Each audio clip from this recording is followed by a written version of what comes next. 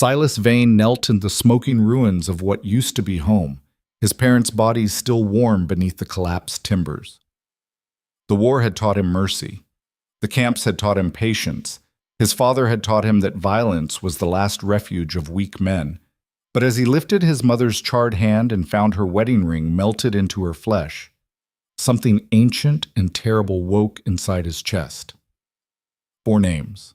4 men.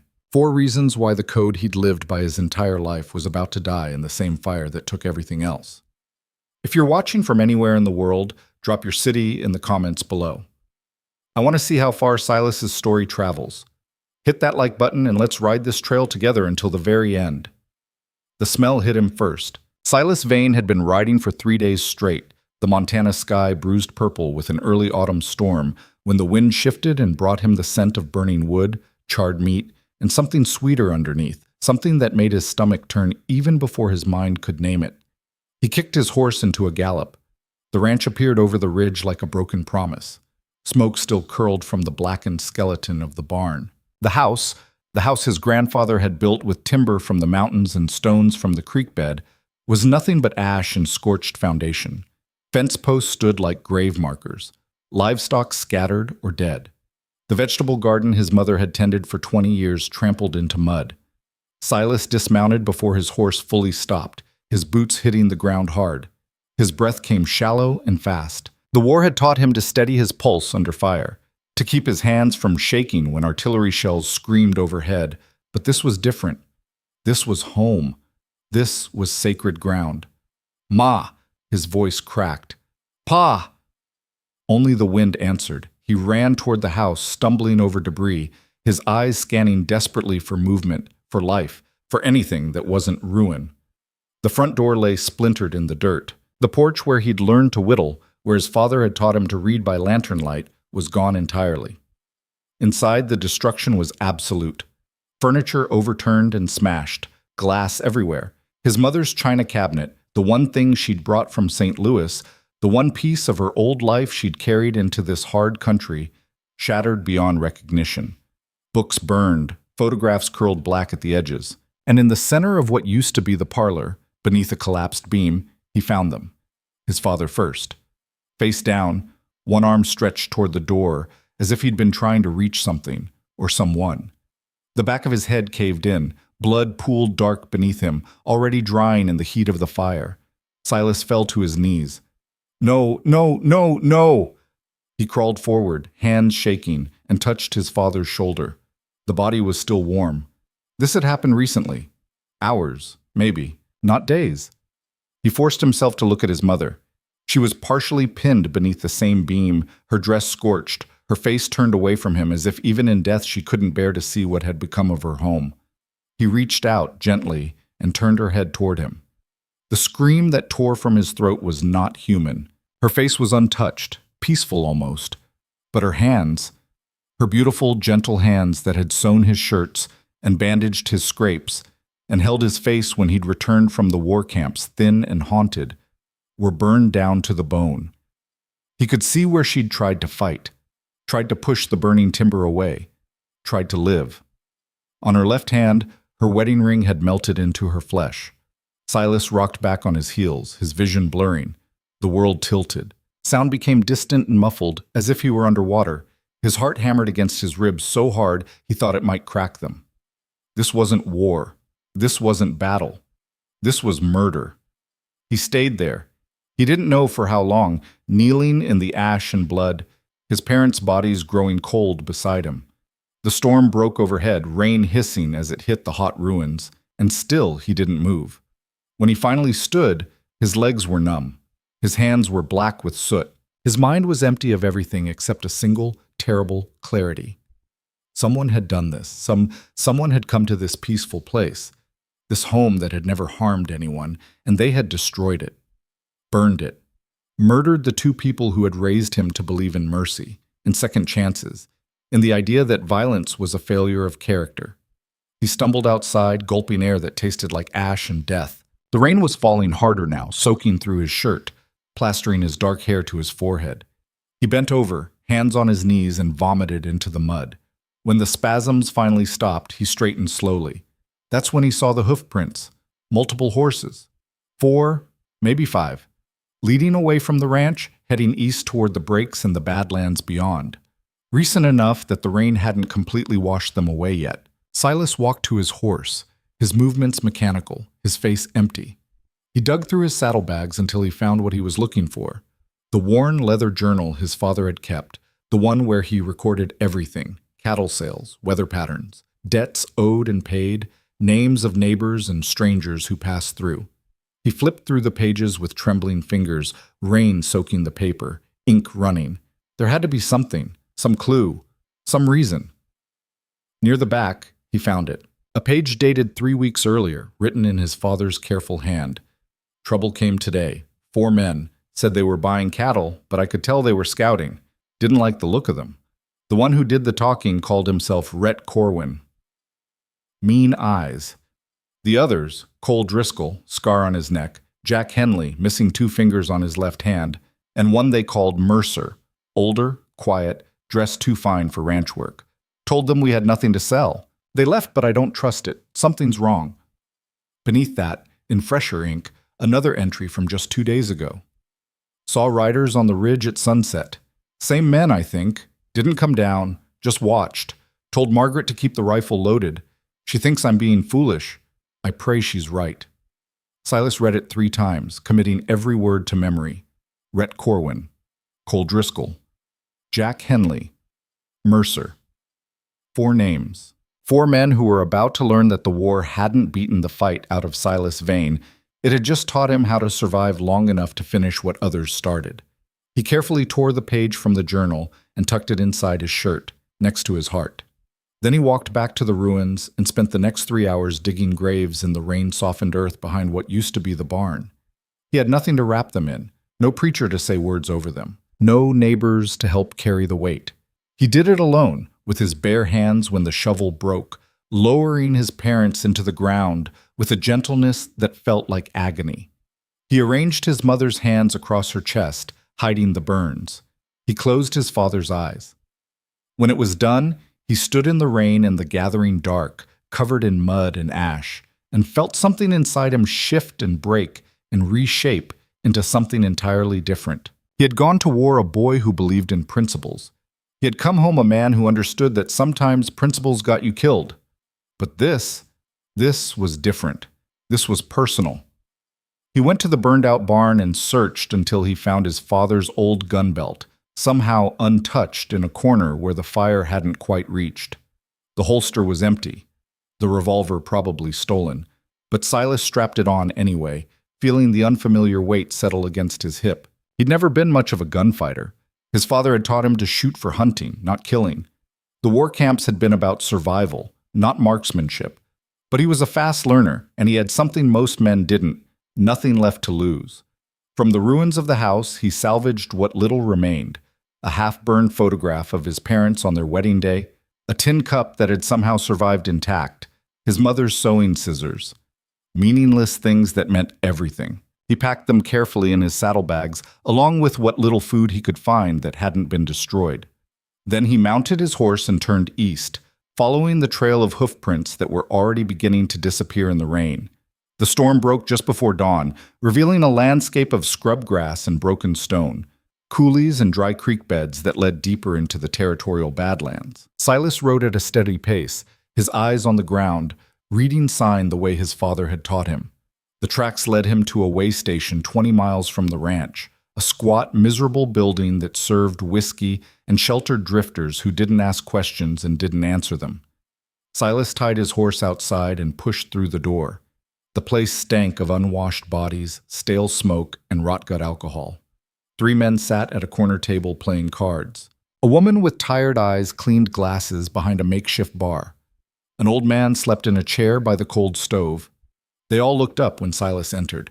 He must have looked like death itself, mud-caked, soaked, eyes hollow with grief and something darker. The card players exchanged glances. The woman set down her glass carefully. "Help you?" she asked, her voice neutral but wary. "Information," Silas said.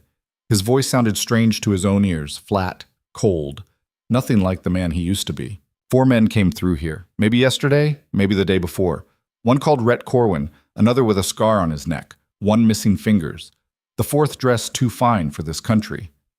The woman's expression didn't change, but something flickered in her eyes. Fear, maybe. Or recognition. "Don't know anyone by that name," she said. "You're lying." The card players stood up. One of them, a big man with a beard like steel wool, took a step toward Silas. "Boy, you best watch how you talk to—" Silas's hand dropped to his empty holster before he remembered it was empty. The gesture was instinctive, meaningless, but the big man stopped anyway, his eyes narrowing. "You looking for Corwin?" one of the other card players said. He was younger, with nervous hands and a face that hadn't quite hardened yet. "That's a good way to get yourself killed." "I'll worry about that," Silas said. "Where are they?" "Gone," the woman said quickly. "They rode out yesterday morning, headed toward Dry Creek." "Where's that?" 2 days northeast. Mining town. Mostly played out now. Not much there except trouble." Silas nodded once and turned to leave. "Wait." The young card player stepped forward. "If you're really going after Corwin, you should know something. He doesn't ride alone. He's got a whole crew. 20 men, maybe more. They're planning something big in Dry Creek. That's what I heard anyway." "What kind of something?" The young man shrugged. "Bank job, maybe. I don't know the details, but if you ride in there asking questions about Rhett Corwin, you won't ride out again. That's not a threat. That's just truth." Silas looked at him for a long moment, measuring the sincerity in his face. Then he nodded again and walked out into the pale morning light. He rode for 2 days straight, stopping only to rest his horse and choke down jerky that tasted like leather. The land grew harder, drier. The grass gave way to alkali flats and ancient stone formations that looked like the bones of giants. On the second evening, he topped a rise and saw Dry Creek spread out in the valley below. It wasn't much to look at. A single muddy street lined with weathered buildings, a church with a broken steeple, a saloon with a crooked sign, and a bank that looked newer and sturdier than everything around it. Beyond the town, the landscape stretched empty and hostile in every direction. Silas sat his horse on that ridge for a long time, watching the town as the sun bled red across the western sky. Somewhere down there were the men who had murdered his parents. Somewhere in those buildings was the truth behind the fire, the reason why 2 peaceful people had died screaming. He touched the page from his father's journal, still tucked inside his shirt. Rhett Corwin, Cole Driscoll, Jack Henley, Mercer. 4 names that had become his entire world. He urged his horse down the slope as darkness fell. The saloon was called the Dusty Rose, though there was nothing remotely rose-like about it. Silas pushed through the doors just after sunset, his boots announcing him on the warped floorboards. The place went quiet. Not completely. There was still the clink of glasses, the shuffle of cards, low-murmured conversation, but the change was noticeable. Eyes tracked him as he crossed to the bar. He looked like what he was, a stranger who'd been riding hard through bad country, wearing a gun belt with no gun in it, carrying weight that had nothing to do with his saddlebags.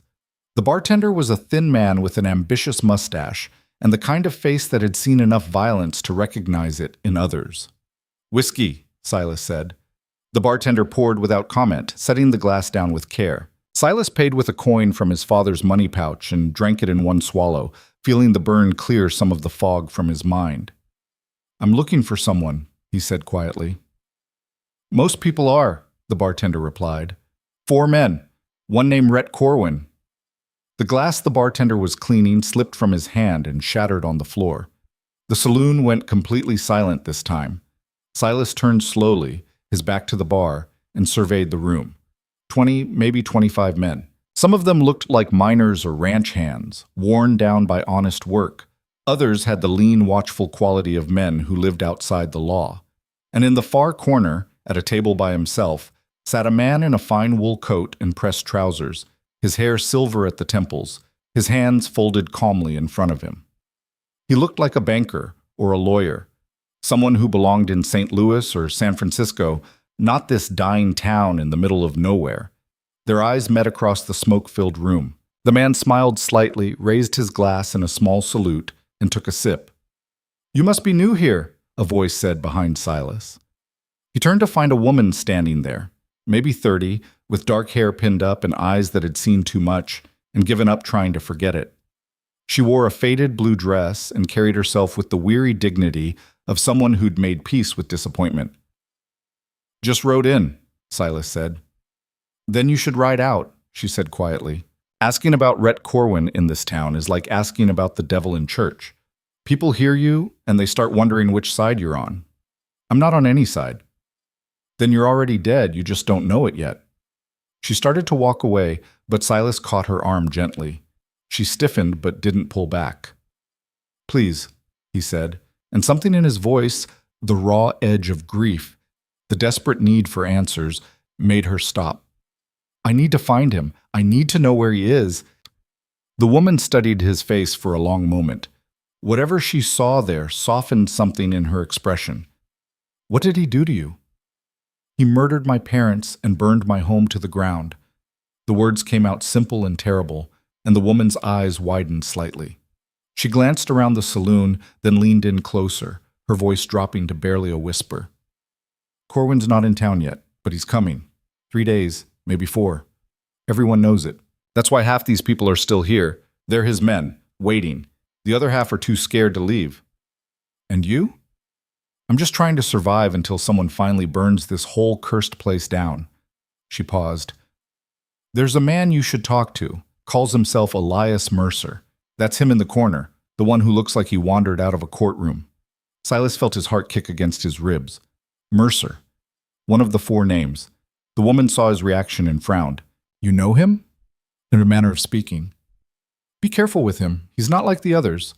Corwin's mean and Driscoll's vicious, and Henley's just plain stupid. But Mercer's something worse.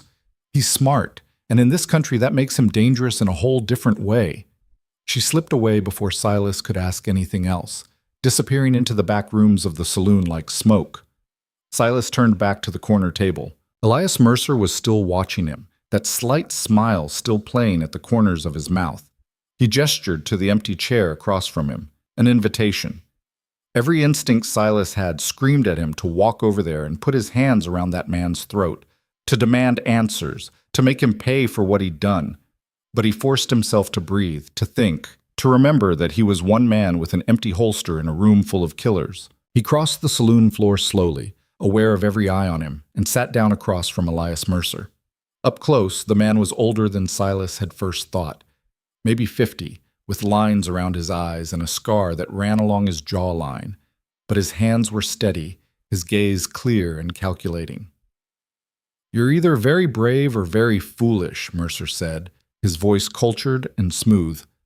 "I haven't decided which yet." "I'm neither," Silas said. "I'm just looking for answers." "Answers to what?" Why 4 men would ride out to a ranch in the middle of nowhere and murder 2 people who never hurt anyone in their lives. Mercer's expression didn't change, but something shifted in his eyes, a flicker of recognition, maybe even surprise. "I think you have me confused with someone else," he said carefully. "No." Silas pulled out the page from his father's journal and laid it on the table between them. "I don't think I do." Mercer glanced down at the page, his eyes scanning the words. When he looked up again, the smile was gone. "Your father was a careful man," he said quietly. "Observant. That's rare out here." "Not careful enough?" "No, I suppose not." Mercer leaned back in his chair, studying Silas with new interest. "What's your name?" "Silas Vane." "And what exactly do you want, Silas Vane?" "Justice." Mercer laughed, a short, bitter sound. "Justice. In Dry Creek. That's like looking for water in a desert. Then I'll settle for revenge." "Now that," Mercer said, "that I can understand." He poured whiskey from his bottle into an empty glass and slid it across to Silas. "Drink with me. Let's talk about what you think you know and what the truth actually is." Silas didn't touch the glass. "Were you there? When they died?" "I was." The admission hit Silas like a physical blow. He gripped the edge of the table, his knuckles white, fighting to keep control. "Did you kill them?" "No," Mercer said, "but I didn't stop it either. And in this country, that's the same thing."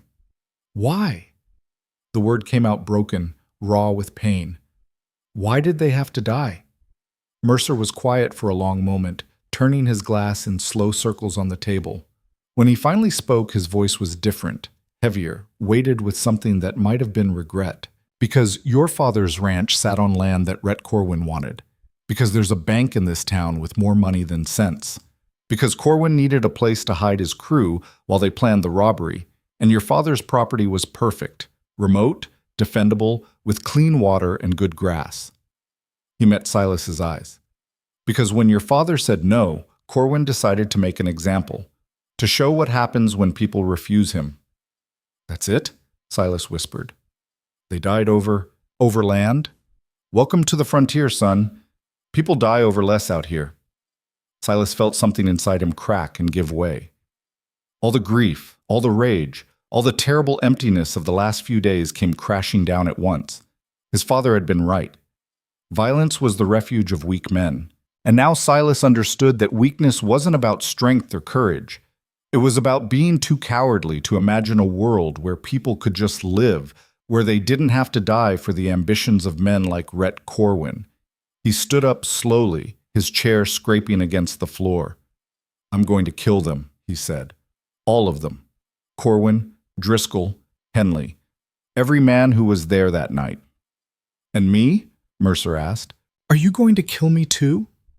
Silas looked down at him, this well-dressed man who admitted to standing by while innocent people burned, and nodded. Yes. Mercer didn't flinch. If anything, he looked almost impressed. Then you're going to need a gun, he said.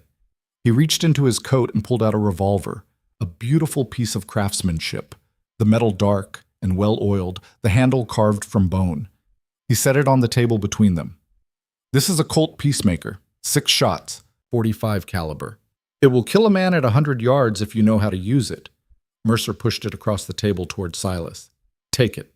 Silas stared at the weapon like it was a living thing. Why would you? Because I'm curious, Mercer interrupted. Because I want to see if a man who was raised to believe in mercy can become what he needs to become to survive in this country. Because maybe, just maybe, I'm tired of watching cowards like Rhett Corwin burn the world down because no one has the spine to stop them. He leaned forward. Take the gun, Silas Vane. Learn to use it. And when Corwin comes to Dry Creek in 3 days, we'll see if you're the man you think you are. Silas's hand trembled as he reached out and picked up the revolver. It was heavier than he expected, cold and solid and absolutely terrifying in its simplicity. Point and pull. That's all it took to end a life. He looked up at Mercer, searching for, what? Guidance? Permission? Some sign that he wasn't about to lose the last piece of his humanity? But Mercer's face was unreadable. 3 days, the older man repeated. Use them wisely. Silas nodded once, tucked the revolver into his empty holster, and walked out of the dusty rows into the cold Montana night. Behind him, the saloon slowly returned to its usual rhythms, the clink of glasses, the shuffle of cards, the low murmur of men who lived in the spaces between law and chaos. And in the corner, Elias Mercer sat alone with his whiskey and his secrets, watching the door where Silas Vane had disappeared, a slight smile returning to his lips. The game had changed. The question now was who would be left standing when it ended. Silas spent the first night in a boarding house at the edge of town, but he didn't sleep. He sat on the narrow bed with the Colt Peacemaker disassembled in front of him, learning its mechanisms by lamplight. The landlady had given him a strange look when he'd paid for the room, like she was already measuring him for a coffin, but she'd taken his money and asked no questions. By dawn, he could field strip the weapon and reassemble it in under a minute. His hands knew the weight of each piece, the way the cylinder clicked into place, the smooth action of the hammer. But knowing how a gun worked and knowing how to use it were entirely different things. He waited until the sun was fully up before walking to the edge of town, where the land opened into scrub and stone. No one stopped him. No one even seemed to notice. Dry Creek had the feel of a place holding its breath, waiting for something terrible to arrive. Silas set up empty whiskey bottles on a fence post 50 yards out and went back to where he'd started. He drew the Colt the way he'd seen men do in the war camps, smooth, deliberate, bringing it up level with his eye line.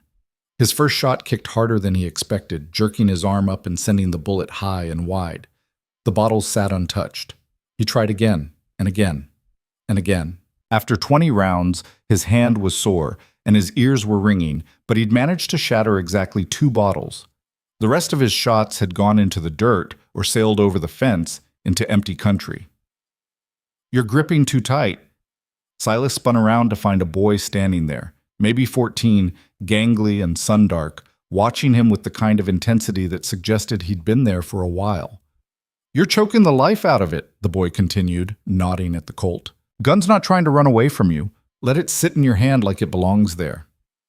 "I didn't ask for advice," Silas said, though there was no heat in it. "No, but you need it." The boy came closer, hands shoved in his pockets. "I'm Danny. I work at the livery. I seen you ride in last night." "That's so." "Yeah. And I seen you talking to Mr. Mercer in the saloon. That means you're either crazy or you got a death wish." Danny tilted his head. "Which is it?" Silas considered the question seriously. "Both, maybe." Danny grinned like that was the best answer he could have hoped for. "Well, if you're gonna die anyway, might as well die knowing how to shoot straight. Here." He came around behind Silas and adjusted his stance, pushing his shoulder down, straightening his elbow. "Your body's all tensed up like you're expecting to get hit. Relax. Breathe out when you pull the trigger. And don't aim with your eyes. Aim with your whole self." It was strange advice, almost poetic, but when Silas tried it, loosening his grip, breathing out, letting the gun become an extension of his arm rather than a foreign object, the next shot rang clear and true, shattering a bottle dead center. "There you go," Danny said, stepping back with satisfaction. "You're a natural. Or you will be anyway, if you practice enough." Silas looked at the broken glass glittering in the morning sun. 1 shot out of 21. That wasn't natural. That was luck. But it was a start. He spent the rest of the morning shooting until his ammunition ran low and his trigger finger was numb. Danny stayed the whole time, offering small corrections, fetching more bottles from behind the saloon, talking in the easy way of someone who didn't have many people to talk to. "So why are you really here?" the boy asked eventually, settling onto the fence rail. "And don't say you're just passing through. Nobody just passes through Dry Creek. There's nothing here to pass through to." Silas loaded the last of his rounds into the cylinder, his movements automatic now. "I'm looking for the men who killed my family." Danny's expression sobered. "Corwin's crew?" "Yeah." "Then you're going to need more than good aim." The boy was quiet for a moment, kicking his heels against the fence post. "People in town are scared, real scared. Corwin's been sending men in groups, 2 or 3 at a time, over the past month. They don't cause trouble, not yet, but everyone knows what's coming. There's money in that bank, a lot of it, mining payroll that got delayed because of weather. It's just sitting there, and Corwin knows it." "So why doesn't the town do something? Get the law involved?" Danny laughed, but it was a hollow sound. "Nearest marshal is 4 days' ride. By the time he got here, Corwin would have cleaned out the bank and disappeared. And the sheriff we had, old Tom Bradley, he rode out 2 weeks ago and never came back. Most folks think Corwin got to him." "What about the people who live here? Can't they defend themselves?" "With what? Half the men in this town are miners who can barely lift a pickaxe at the end of a shift. The other half are drifters who'd sooner join Corwin than fight him." Danny picked at a splinter on the fence. "There's Mr. Holloway, who runs the general store. He's got a shotgun, but his hands shake so bad he can't hardly pour coffee. There's Doc Brennan, but he's 70 if he's a day. And then there's folks like my ma, who's just trying to keep food on the table and doesn't have time to worry about outlaws." Silas fired his last shot, watching another bottle explode into fragments. "Someone has to stop them." "Yeah," Danny said quietly. "That's what people keep saying. But saying it and doing it are different things." They walked back toward town together, the sun climbing higher and baking the street into hardpack. A few people were out now, women with laundry baskets, a man repairing a wagon wheel, children playing in the dust, but they all had the same haunted look, like they were living on borrowed time. "Mr. Mercer," Danny said as they reached the livery. "He's not like the others." "I know. He was there when my parents died." The boy's eyes went wide. "And he's still breathing?" "For now." Silas checked the Colt one more time, then slid it into his holster. "He gave me this gun, told me I'd need it when Corwin arrives. That's strange. Everything about this town is strange." Danny was quiet for a moment, then leaned in closer. "Be careful with Mercer. My ma says he's the kind of man who plays both sides of the table. She says he's been in Dry Creek for near a year now, and nobody knows why. He's got money. You can tell by his clothes. But he lives here in this nothing town like he's waiting for something. What's he waiting for? I don't know, but whatever it is, I don't think it's good. Silas left Danny at the livery and walked back toward the boarding house, but he didn't make it more than a block before a man stepped out of the general store and directly into his path. The man was tall and solid, with gray streaks in his dark hair and the kind of weathered face that came from decades of hard living. He wore a shopkeeper's apron, but there was nothing soft about him. "You're the one asking about Rhett Corwin," he said. It wasn't a question. "I am. I'm Jacob Holloway. I run the store." He glanced around, then lowered his voice. "Can we talk? Somewhere private?"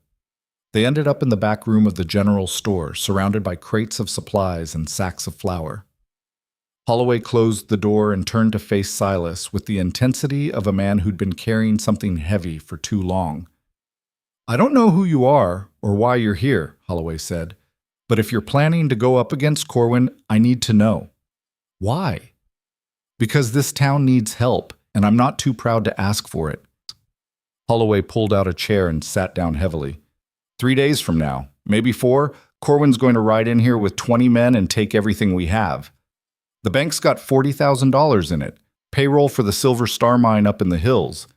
It was supposed to be transported last week, but the roads washed out. Now it's sitting there like a target, and everyone knows it. So move the money. Get it out of town. To where? We've got no armed escort, no safe way to transport it, and every road out of here runs through country Corwin controls. We're trapped. Holloway ran a hand through his hair. "I've got a wife and 2 daughters. Doc Brennan's got patients who can't be moved. There are families here who've put everything they have into this town, and if Corwin takes it all, they'll have nothing." Silas leaned against a crate, feeling the weight of the man's desperation. "What do you want from me?" "I want you to stay. Help us defend the bank. Help us fight back." "You don't even know if I can shoot." "I know you walked into the Dusty Rose and asked about Rhett Corwin in a room full of his men, and you walked out alive. That takes either skill or insanity, and I'll take either one at this point." Holloway stood up, his hands clenched into fists. "I'm not asking you to save us. I'm just asking you to stand with us when the time comes. That's all." Silas thought about his parents' graves, still fresh in the Montana earth. He thought about the page from his father's journal, the names written in careful script. Rhett Corwin, Cole Driscoll, Jack Henley, Mercer. He'd come here for revenge, not to be a hero, but revenge meant nothing if he died before he got it. "I'll think about it," he said finally. "Think fast," Holloway replied. "Time's running out." That night, Silas sat in the boarding house with the Colt disassembled again, but this time his mind was somewhere else. He kept seeing Danny's face, hopeful and young, kept hearing Holloway's voice, thick with fear for his family, kept remembering the way the people in the saloon had looked at him, like he might be salvation or damnation, and they couldn't tell which. A knock at the door pulled him from his thoughts. He reassembled the Colt in seconds and held it ready. "Who's there?" "Someone who needs to talk to you." The voice was female, familiar. Silas opened the door to find the woman from the saloon standing there, still in her faded blue dress, her dark hair now loose around her shoulders. "I didn't catch your name last night," he said. "Sarah. Sarah Coleman." She glanced down the hallway, then pushed past him into the room. "We need to talk, and we need to do it quietly." Silas closed the door. "About what?" "About the fact that you're about to get yourself killed and you're going to take this whole town down with you." Sarah turned to face him, her eyes blazing. "I heard Holloway talk to you. I heard he asked you to help defend the bank." "He did?" "And what did you say?" "I said I'd think about it." "Well, stop thinking and start listening." Sarah crossed her arms. "Corwin's not coming here for a fair fight. He's coming here to burn this place to the ground if anyone resists. He's got 20 men who live for violence, and they've been planning this for months. If you convince these people to fight back, they'll die. All of them." "So what are you suggesting? That they just hand over the money?" "I'm suggesting that you leave, tonight, right out before Corwin gets here, and take your revenge fantasy with you." Her voice cracked slightly. "I've seen what happens when good people try to stand up to men like Rhett Corwin. I've seen the bodies. I buried friends. I won't watch it happen again. Silas studied her face, the lines of grief etched around her eyes, the way she held herself like someone who'd learned not to hope for anything better. What happened to you? Sarah was quiet for a long moment. When she finally spoke, her voice was barely above a whisper. I had a husband once. Good man. Worked at the mine. When Corwin first started scouting this area, my husband tried to organize the miners, tried to get them to stand together against any outlaws who came through. He thought if they showed strength, men like Corwin would leave them alone. She smiled bitterly. He was wrong. They found him in the hills with a bullet in his head and a note pinned to his chest. The note said, "This is what happens to men who think they're brave." I'm sorry. Don't be sorry, just leave, please. But even as she said it, Silas could see she didn't believe he would. There was something in her eyes, a terrible, weary knowledge that some men were too broken or too stubborn to save themselves. I can't, he said, not until I finish what I came here to do. Sarah nodded like she'd expected nothing less. Then you're a fool, but you're a brave fool, and I suppose that counts for something. She moved toward the door, then stopped. If you're going to do this, if you're really going to try to fight them, you should know something. Corwin's not the one you need to worry about. What do you mean? Corwin's dangerous, but he's predictable. He's a blunt instrument. The real danger is the man who thinks 3 moves ahead, who plays everyone against each other, who knows how to make people destroy themselves. Sarah looked back at him. Mercer's the one who'll kill you, and he'll do it in a way that makes you thank him for the privilege. She left before Silas could respond, her footsteps fading down the hallway. Silas sat on the bed, the Colt heavy in his hands, and wondered if he'd already made the choice that would get him killed. But then he thought about his father's journal, the careful observations of a man who'd tried to do right in a world that rewarded wrong. He thought about his mother's melted wedding ring, fused to her bone. Some choices weren't really choices at all. The next morning, Silas found Elias Mercer having breakfast in the hotel dining room, the only establishment in Dry Creek that could pretend to respectability. Mercer looked up from his eggs and coffee with that same slight smile. Mr. Vane, join me. Silas sat down across from him, waving away the waitress who tried to bring him a menu. I want to know something. Just one thing? How modest. Why did you give me the gun? Mercer set down his fork and dabbed at his mouth with a napkin. I told you, I'm curious. That's not good enough. No, I suppose it's not. Mercer leaned back in his chair, studying Silas with those calculating eyes. The truth is, I've spent a year in this miserable town watching it die slowly, watching men like Corwin pick at it like vultures. And I've been wondering if there's anyone left in this country with the spine to do something about it. And you think I'm that person? I think you're angry enough to try. Whether you're capable enough to succeed, that remains to be seen. Mercer poured himself more coffee. Holloway asked you to help defend the bank. How did you? Because I told him to ask you. I've been planting seeds in this town for weeks, getting people to think about resistance instead of surrender. You're the catalyst I needed. Silas felt a chill run through him. You're using me. Of course I am. Just like you're using this town as bait to draw out the men who killed your parents. We're all using each other, Silas. The question is whether we're smart enough to make it work to our advantage. Mercer's smile faded. Corwin arrives tomorrow, maybe the day after. When he does, he'll come in fast and hard, expecting no resistance. If the town fights back, really fights back, with strategy and coordination, we might have a chance. A chance to do what? Get everyone killed? A chance to win. Mercer leaned forward, his voice dropping low. I know Corwin's plans. I know how many men he's bringing, where they'll position themselves, what their strategy is. I know because I helped him plan it. The admission hung in the air between them like smoke. You're working with him, Silas said slowly. I was working with him, past tense. But Corwin made a mistake. He trusted me with information, and I've decided that information is worth more than his friendship. Mercer pulled out a folded piece of paper and slid it across the table. 23 men total. They'll ride in from the east at dawn, split into 3 groups. First group hits the bank. Second group controls the street and keeps civilians pinned down. Third group watches the roads in case anyone tries to run for help. Silas unfolded the paper and saw a detailed map of Dry Creek with positions marked, names listed, even notes about which men were the best shots and which ones were likely to run if things went bad. Why are you giving me this? Because Rhett Corwin is a rabid dog who needs to be put down, and I'm tired of cleaning up his messes. Mercer's expression hardened. And because your father was right about me. I was there when he died, and I didn't stop it. I've done a lot of things I'm not proud of, Mr. Vane, but that's the one that keeps me up at night. So consider this my attempt at, if not redemption, then at least restitution. Silas looked at the map, his mind racing. If this information was accurate, if Mercer was telling the truth, then they might actually have a chance. Not a good chance, but better than nothing. What do you get out of this? He asked.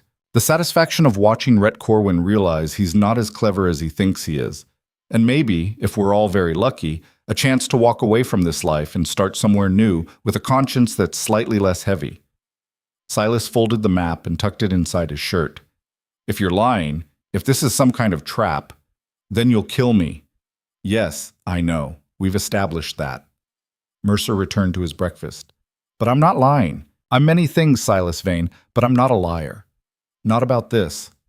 Silas left the hotel and went straight to Holloway's store. He found the shopkeeper in the back, taking inventory with hands that shook slightly as he made marks on a ledger. I'm in, Silas said without preamble. Holloway's head snapped up. You'll help us? I'll help you. But we do this my way. Get me every man in this town who can hold a weapon. I don't care if they're old or scared or useless with a gun. If they can stand upright and follow orders, I want them. When? Tonight. We've got maybe 30 hours before Corwin arrives, and we need to use every minute. Hope flickered across Holloway's face like a candle in the wind, fragile, desperate, but alive. I'll spread the word. That evening, 14 men gathered in the back of the general store. Silas had expected more, but looking at the group assembled before him, he understood why so few had come. These weren't soldiers or gunslingers. They were shopkeepers and laborers, fathers and grandfathers, men whose hands were more familiar with hammers and ledgers than rifles. But they'd shown up. That counted for something. My name is Silas Vane, he began, standing in front of them with Mercer's map spread on a crate. Tomorrow, or the day after, Rhett Corwin is coming to rob your bank. He's bringing 23 men who are better armed, better trained, and more experienced than you. If you fight them straight up, you'll lose. You'll die, your families will suffer, and this town will disappear like it never existed. The men shifted uncomfortably. One of them, a miner with massive shoulders and a face like carved granite, spoke up. Then why are we here? Because we're not going to fight them straight up. We're going to fight them smart. Silas tapped the map. I've got information about how they'll attack, where they'll position themselves, what they're expecting. If we use that information right, if we plan carefully and execute perfectly, we might survive this. Might? Another man said. It was Doc Brennan, his white hair catching the lamplight. That's not exactly inspiring confidence, son. I'm not here to inspire confidence. I'm here to give you a chance. Whether you take it is up to you. Holloway stepped forward. What do you need us to do? Silas spent the next 3 hours going over the plan. They would fortify the bank, set up crossfire positions in the buildings across the street, create choke points that would force Corwin's men into kill zones. They would use the element of surprise and the advantages of defensive fighting. They would make every bullet count because they didn't have enough ammunition to waste. Most importantly, they would trust each other. No heroes, no individual acts of glory. They would move as a unit or not at all. What about you? The big miner asked. His name was Owen, and he had the kind of voice that suggested he didn't suffer fools. Where will you be when the shooting starts? Wherever I'm needed most, Silas said, but my main job is to take out Corwin and his top men, Driscoll, Henley, and the others who planned this. You handle the foot soldiers. I'll handle the leaders. You think you can take them alone? Silas met Owen's eyes. I don't have a choice. Those men killed my family. This is personal for me in a way it's not for any of you. I'm going to make them pay, and if I die doing it, at least I'll die knowing I tried. Something in his voice, the absolute certainty of it, seemed to convince them. Owen nodded slowly. All right, we're with you.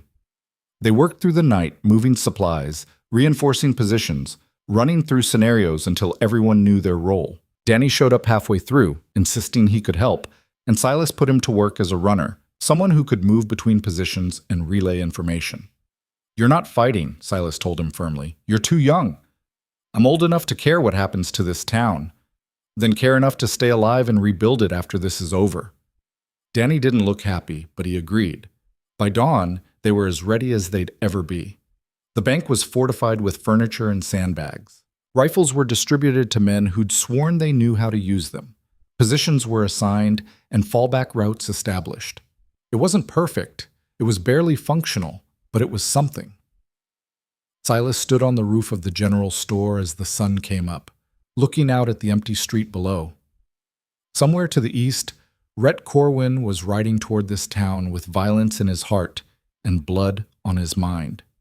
And somewhere in that approaching storm were the men who'd murdered Silas's parents. He touched the Colt at his hip, feeling its weight, and wondered if he'd live long enough to use it the way it was meant to be used. Behind him, footsteps on the ladder.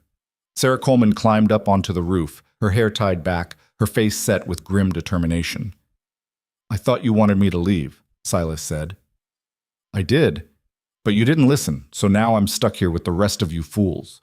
She came to stand beside him, looking out at the same horizon. "For what it's worth, what you did last night, getting those men organized, giving them hope, that was good. Maybe it won't be enough, but it was good. Thank you. Don't thank me yet. Wait until we're all still breathing tomorrow." They stood there in silence as the sun climbed higher, turning the sky from gray to gold. It was beautiful, in the way that things about to be destroyed are always beautiful. "Do you think we can win?" Sarah asked quietly. Silas thought about his father, who'd believed in mercy until the moment it got him killed. He thought about his mother, who'd tried to fight even when there was no hope. He thought about the graves he'd dug with his bare hands and the names written in his father's journal. "I think we can make them bleed," he said, "and sometimes that's the same thing as winning." They came at first light on the third day, just as Mercer had predicted. Silas was already awake, positioned on the roof of the general store with a rifle he'd borrowed from Holloway. The sky was still gray with pre-dawn mist when he saw the dust rising on the eastern horizon, a dark smudge against the pale morning that could only mean one thing. Riders, many of them. He climbed down the ladder quickly and found Danny waiting in the alley below, his face pale but determined. "Tell everyone," Silas said. They're coming. Positions now." The boy took off at a sprint, disappearing around the corner toward the bank. Within minutes, the carefully orchestrated plan they'd spent 2 days preparing began to unfold. Men moved to their assigned positions with the quiet efficiency of people who knew their lives depended on getting this right. Rifles appeared in second-story windows. The street cleared of civilians. Doors locked. Shutters closed.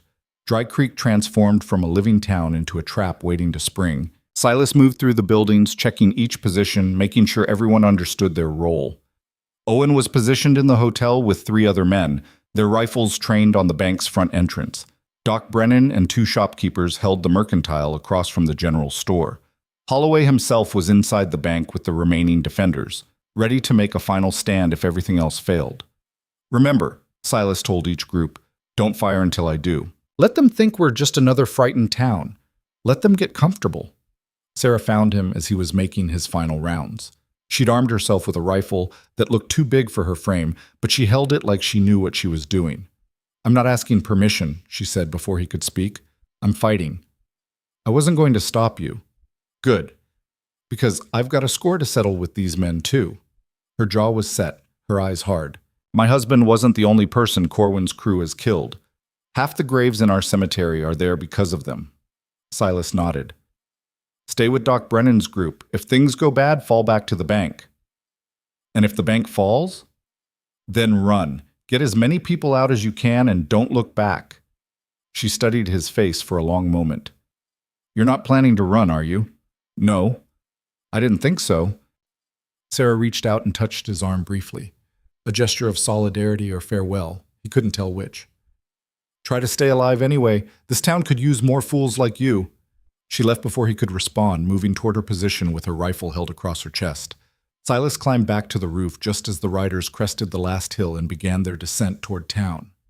23 men, exactly as Mercer had said. They came in 3 groups, spreading out as they approached. The first group of 8 heading straight for the bank, the second group of 10 fanning out to control the street, and the third group of 5 hanging back to watch the perimeter. Leading the first group was a man Silas recognized even from a distance.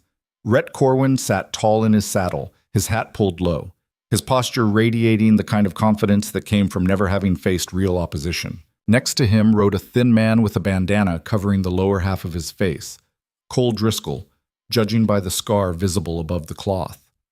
On Corwin's other side was a heavy-set rider missing 2 fingers on the hand that held his reins. Jack Henley. 3 of the 4 men who'd been at his parents' ranch. 3 of the men who'd let his mother and father burn. Silas's hand tightened on his rifle, but he forced himself to breathe slowly. Not yet. Patience was a weapon too. The riders entered the town at a walk, their horses' hooves loud in the unnatural silence. They moved with the casual arrogance of men who'd done this before, who expected fear and got it, who'd learned that most people would rather surrender than fight. Corwin raised his hand, and the first group stopped in front of the bank. He dismounted with fluid grace and stood there for a moment, looking up and down the empty street with obvious amusement. "Well now," he called out, his voice carrying in the still air. "This is either the politest welcome I've ever received or the whole town's run off scared. Which is it, folks?" No answer. The building stared back at him with empty windows and closed doors. Corwin laughed, a harsh, grating sound. "All right, have it your way. Henley, Driscoll, get that door open. The rest of you spread out. Anyone pokes their head out, you put a bullet in it." The men moved with practiced efficiency. Henley and another outlaw approached the bank's reinforced door with a heavy timber to use as a battering ram. The others took up positions covering the street, their rifles ready. Silas watched from the roof as Henley swung the timber back, preparing to smash through the door. This was the moment. This was when everything would either work or fall apart completely. He stood up, making himself visible against the lightning sky, and fired. The shot caught Henley in the shoulder, spinning him around and dropping him to the dirt. The timber crashed down beside him. For one frozen second, nobody moved. Corwin's crew stared at their fallen companion in shock, trying to process what had just happened. They'd expected terror. They'd gotten resistance. Then Silas fired again, and the entire town erupted. Rifles barked from windows and doorways. The outlaws scattered, diving behind water troughs and horse posts, returning fire wildly. The carefully planned ambush became instant chaos, smoke and noise and confusion as both sides opened up. Silas dropped behind the roof's false front as bullets chewed into the wood around him. He reloaded quickly, his hands steady despite the adrenaline flooding his system, and popped up to fire again. One of the outlaws in the street went down, clutching his leg. Another stumbled backward, blood blooming across his chest. From the hotel, Owen and his men were pouring fire into the group trying to reach the bank. From the Mercantile, Doc Brennan's steady aim was picking off men who thought they'd found cover. The crossfire was devastating, catching Corwin's crew in a killing zone they hadn't expected. But the outlaws were professionals. After the initial shock wore off, they began to organize. Corwin was shouting orders, directing his men to fall back and regroup. Driscoll had taken cover behind a horse trough and was laying down suppressing fire that kept the defenders' heads down. The second group of riders was galloping forward to reinforce the first. Silas shifted his position, moving along the roof to get a better angle. He could see Corwin now, pressed against the bank's wall, his face twisted with rage. The outlaw leader was scanning the rooftops, trying to find whoever had fired that first shot. Their eyes met across the smoke and distance. Corwin's expression changed, surprise, then recognition, then something darker. He knew. Somehow, he knew exactly who Silas was and why he was here. "You!" Corwin roared. "You're that rancher's boy! I should have burned you with your parents!" The words hit Silas like a physical blow, confirming what he'd already known but hadn't wanted to believe. Corwin didn't just remember his parents. He was proud of what he'd done. Silas aimed carefully and fired. The bullet missed Corwin by inches, chipping stone from the wall behind him. The outlaw leader laughed and fired back. his shot close enough that Silas felt the wind of it passing. "You want revenge, boy?" Corwin shouted. "Come down here and take it." But Silas had learned patience in the war camps. He shifted position again, keeping low, looking for the shot that would end this. Around him, the battle continued, the defenders holding their positions, making every bullet count, while the outlaws tried to press forward and break the defensive line. Then everything changed. From the far end of the street, near where the third group of outlaws had been watching the perimeter, a new sound cut through the gunfire. Screams, not from the defenders, but from Corwin's men. Silas looked over to see riders scattering, horses rearing in panic, men falling from their saddles. Someone was attacking the outlaws from behind. Through the dust and smoke, Silas saw a figure on horseback, moving with deadly precision. The rider wore a fine coat and sat his horse like a gentleman, but he was shooting with cold efficiency, dropping outlaws with careful, measured shots. Elias Mercer had entered the fight. Corwin saw it too. His face went from rage to confusion to something that might have been fear. "Mercer!" he screamed. "What the hell are you doing?" Mercer didn't answer. He simply reloaded and fired again, and another outlaw went down. The betrayal broke something in the outlaws' coordination. Men who'd been advancing suddenly weren't sure which direction to focus their attention. The ones attacking the bank were caught between the defenders' fire and Mercer's assault from behind. Panic began to spread through their ranks. Silas seized the moment. He climbed down from the roof and moved through the alley system they'd mapped out, circling around to where Driscoll was still holding position behind the water trough. The outlaw was focused on the hotel windows, trying to pin down Owen's group, and didn't see Silas approaching from the side. "Driscoll!" The man spun, bringing his rifle around, but Silas was faster. He fired twice, once center mass, once to the head.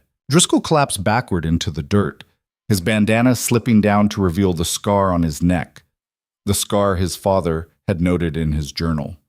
One down. Silas moved quickly, knowing he'd given away his position. Bullets kicked up dust around his feet as he sprinted for better cover.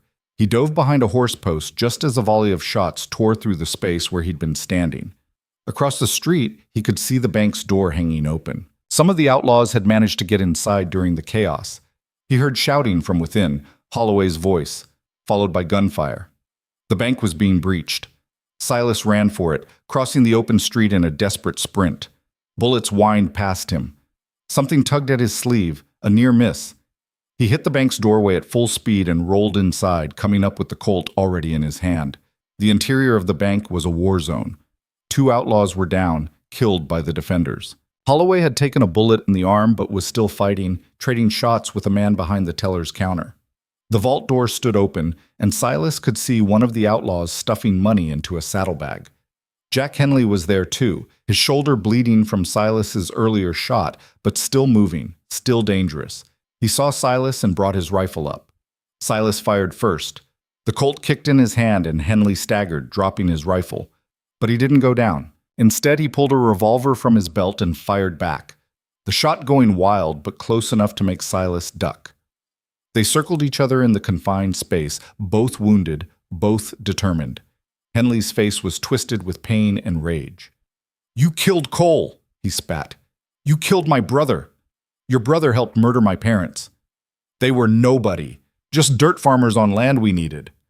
Silas felt the fury rise in him like a wave. They were everything. He fired again, and this time his aim was true.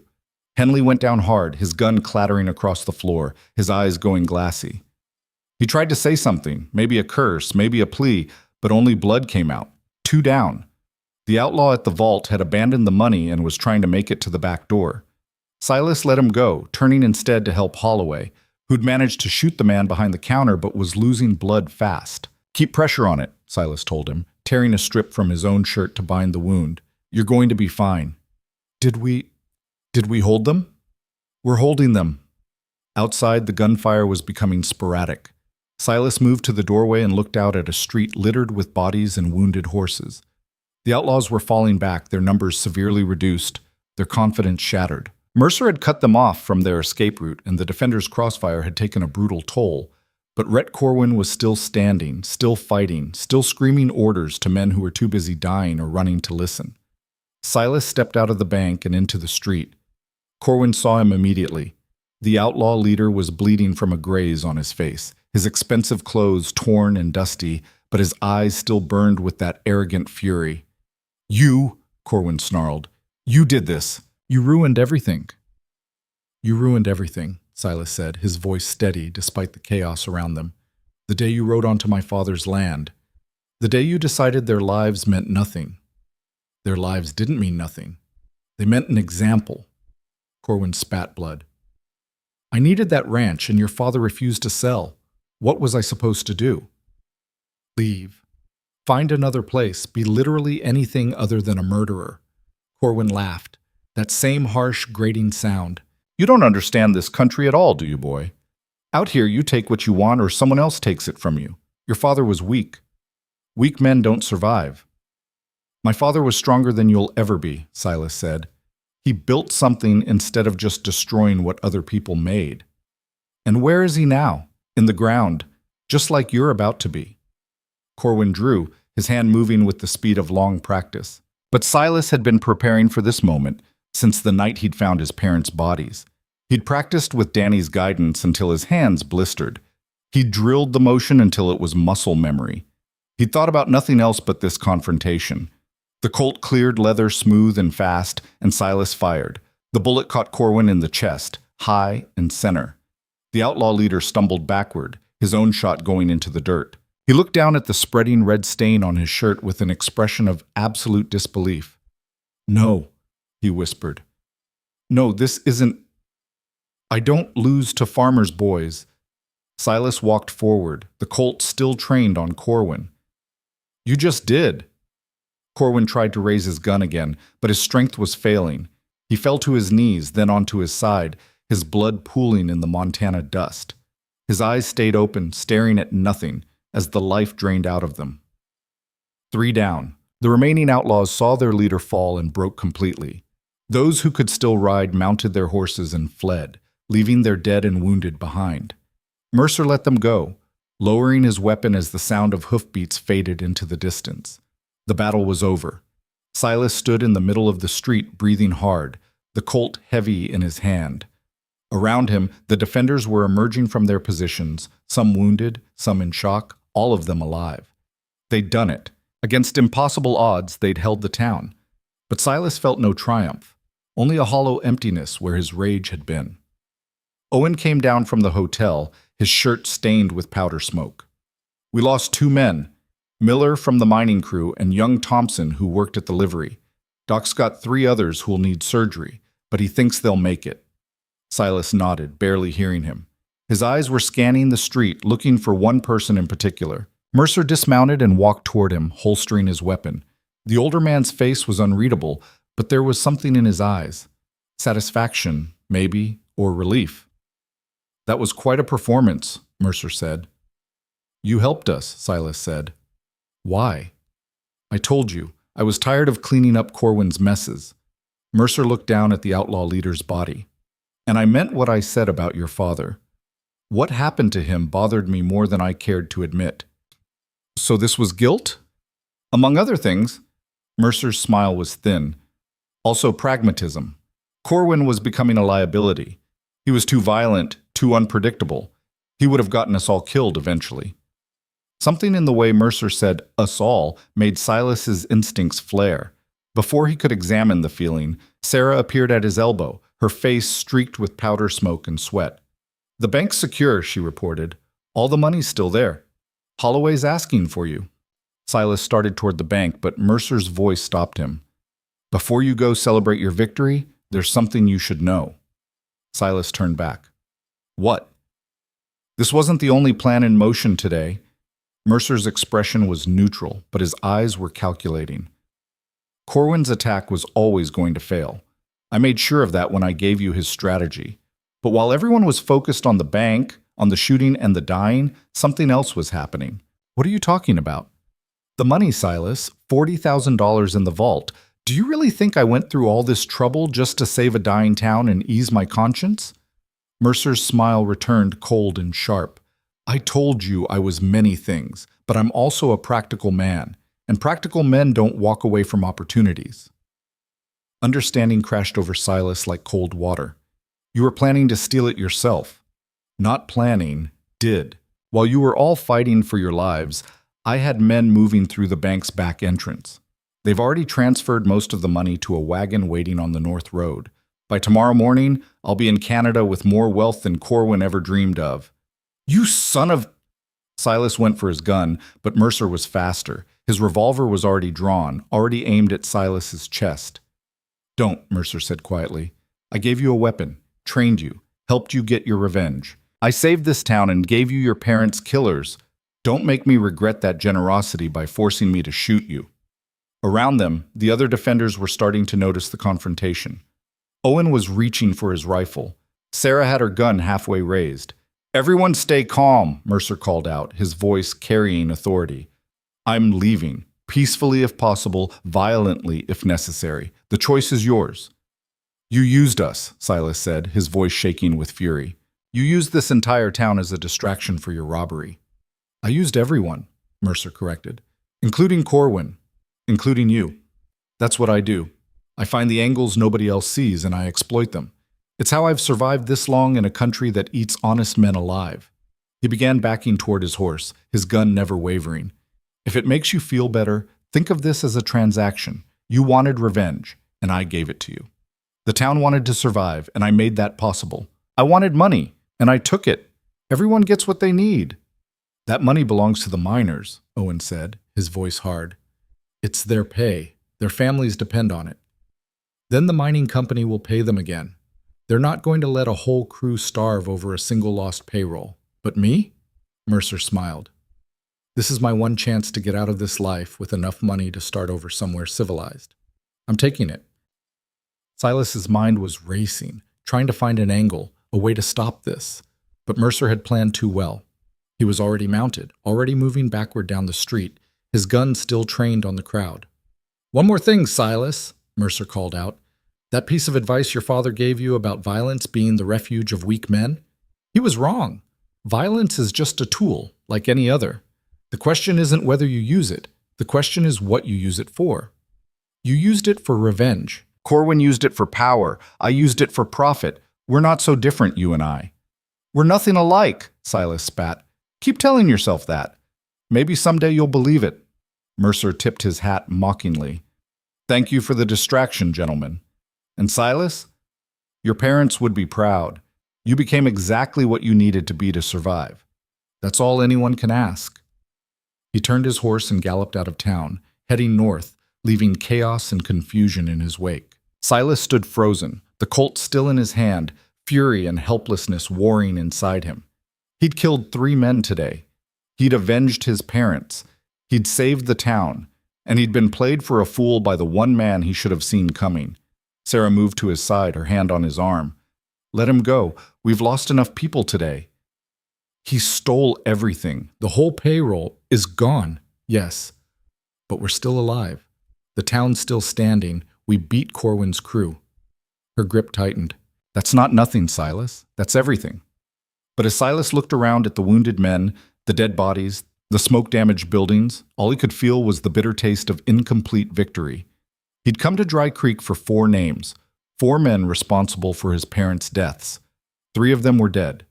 But the 4th, the one who'd orchestrated everything, who'd played all sides against each other, who'd walked away with $40,000, was riding free. Elias Mercer had won, and that, more than anything else, burned in Silas's chest like unfinished business. Silas was halfway to his horse before Owen caught up with him. Where the hell do you think you're going? The big miner demanded, grabbing Silas's shoulder and spinning him around. After Mercer, he can't have more than 15 minutes on me. 15 minutes in open country on a fresh horse while you're running on fumes and rage? Owen shook his head. That's suicide, and you know it. I don't care. Well, I do, and so does everyone else in this town. Owen gestured at the street behind them, where people were emerging from their homes, looking at the carnage with expressions of shock and dawning relief. You just saved these people's lives. Don't throw yours away chasing a man who's probably already halfway to the Canadian border. Silas pulled free from Owen's grip.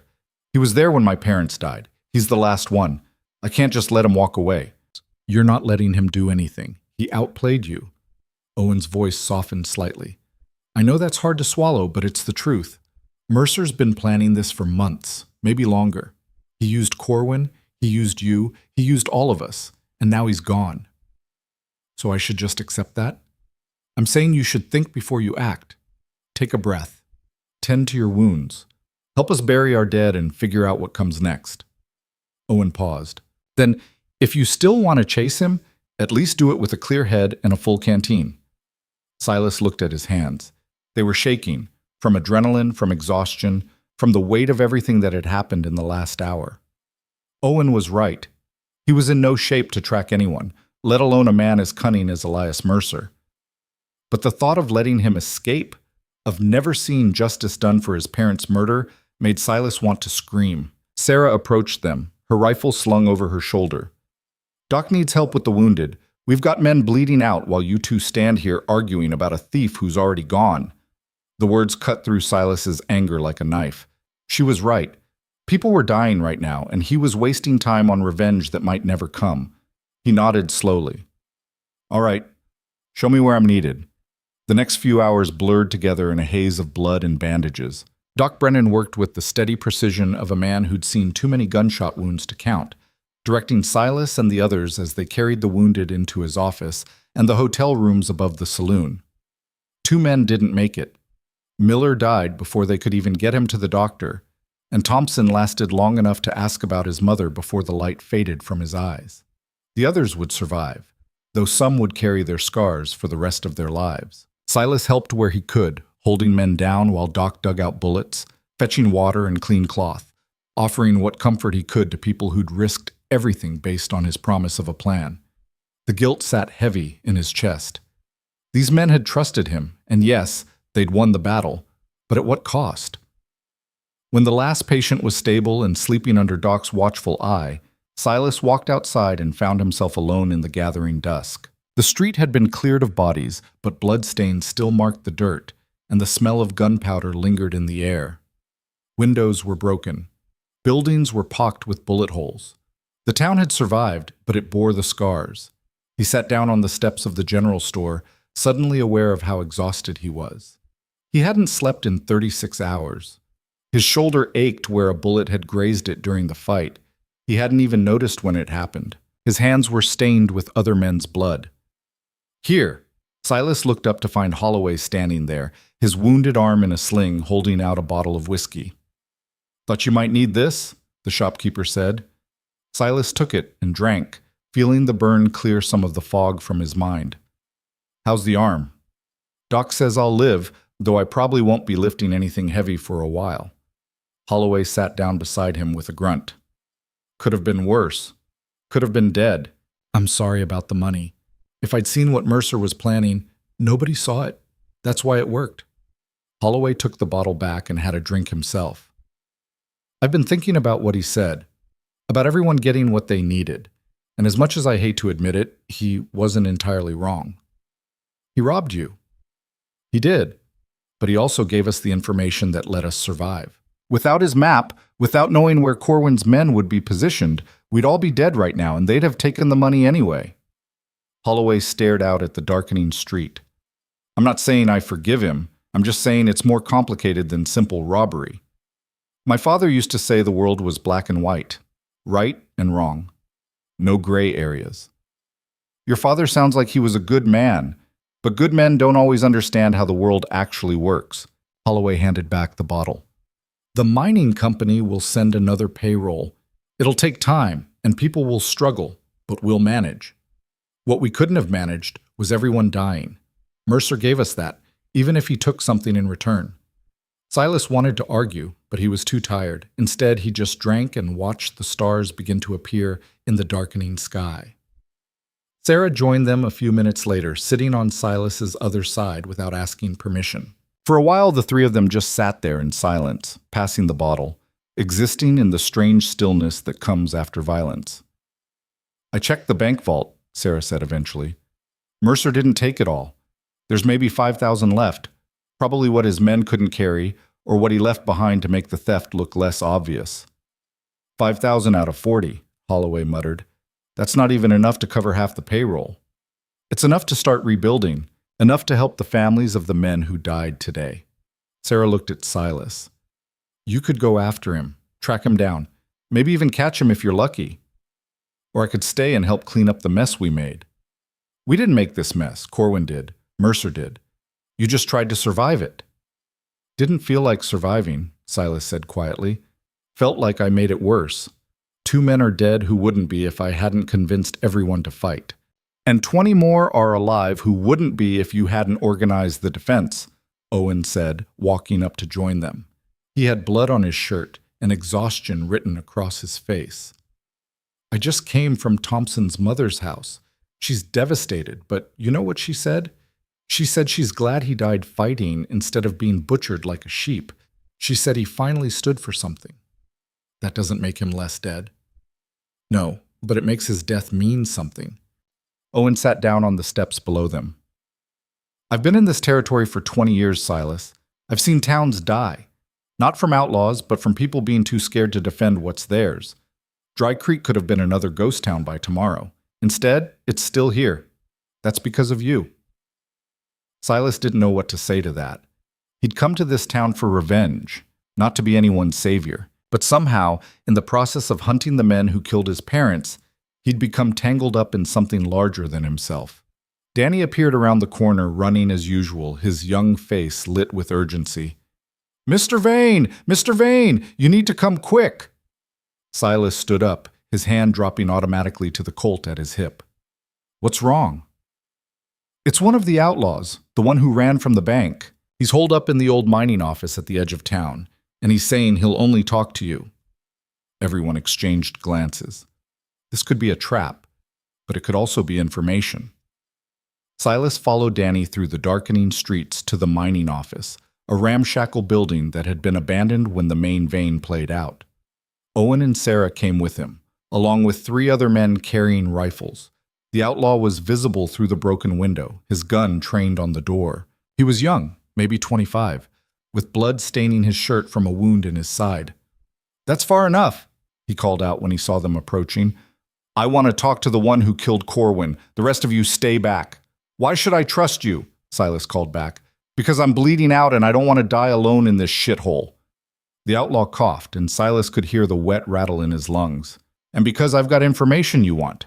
Silas looked at Owen, who shrugged. Your call.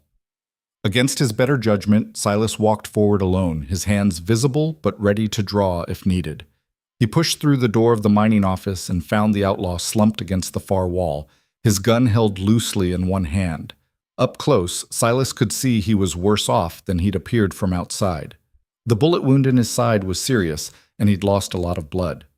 I'm here, Silas said. Talk. You got played, the outlaw said, his voice strained. Mercer's not heading to Canada. Silas felt his pulse quicken. What? It's a trick. He knew someone might follow, so he rode north for show. But his real destination is east. There's a railroad depot 2 days from here. He's got papers under a false name, passage booked to San Francisco. The outlaw coughed again, blood flecking his lips. He told me this because he wanted me to spread confusion if anyone came asking. Figure if I'm dying anyway, might as well tell the truth. Why? Why tell me this? Because Mercer left me here to die. Bitterness filled the young man's voice. I rode with him for 2 years, did everything he asked, and when I got shot defending his escape, he didn't even look back. Just rode off with his money and left me bleeding. He met Silas's eyes. He used you to get rid of Corwin. He used Corwin to rob the bank. He used all of us. Only difference is, you're still alive to do something about it. Where's this railroad depot? Town called Redemption Ridge. Follow the old territorial road east through the breaks. You can't miss it. Only real building for 50 miles. The outlaw's gun slipped from his fingers. Do me a favor. When you catch that bastard, make sure he knows it was me who told you. I want him to know I got one over on him at the end. What's your name? Carter. James Carter. His eyes were starting to glaze. Tell my mother, tell her I'm sorry. She lives in... He trailed off, his head slumping forward. Silas checked for a pulse and found none. He stood up slowly, looking down at the dead man, and felt a strange mixture of emotions. Carter had been an outlaw, a criminal, probably a killer, But Mercer had betrayed him just like he'd betrayed everyone else. He walked back outside to find the others waiting. "Well?" Owen asked. "Mercer's heading for a railroad depot east of here, place called Redemption Ridge." Silas looked at the darkening horizon. "If I leave now, I might catch him before he boards that train." "If you leave now, you'll fall off your horse from exhaustion before you get 5 miles, Sarah said flatly. "You haven't slept, you're wounded, and your horse is as tired as you are.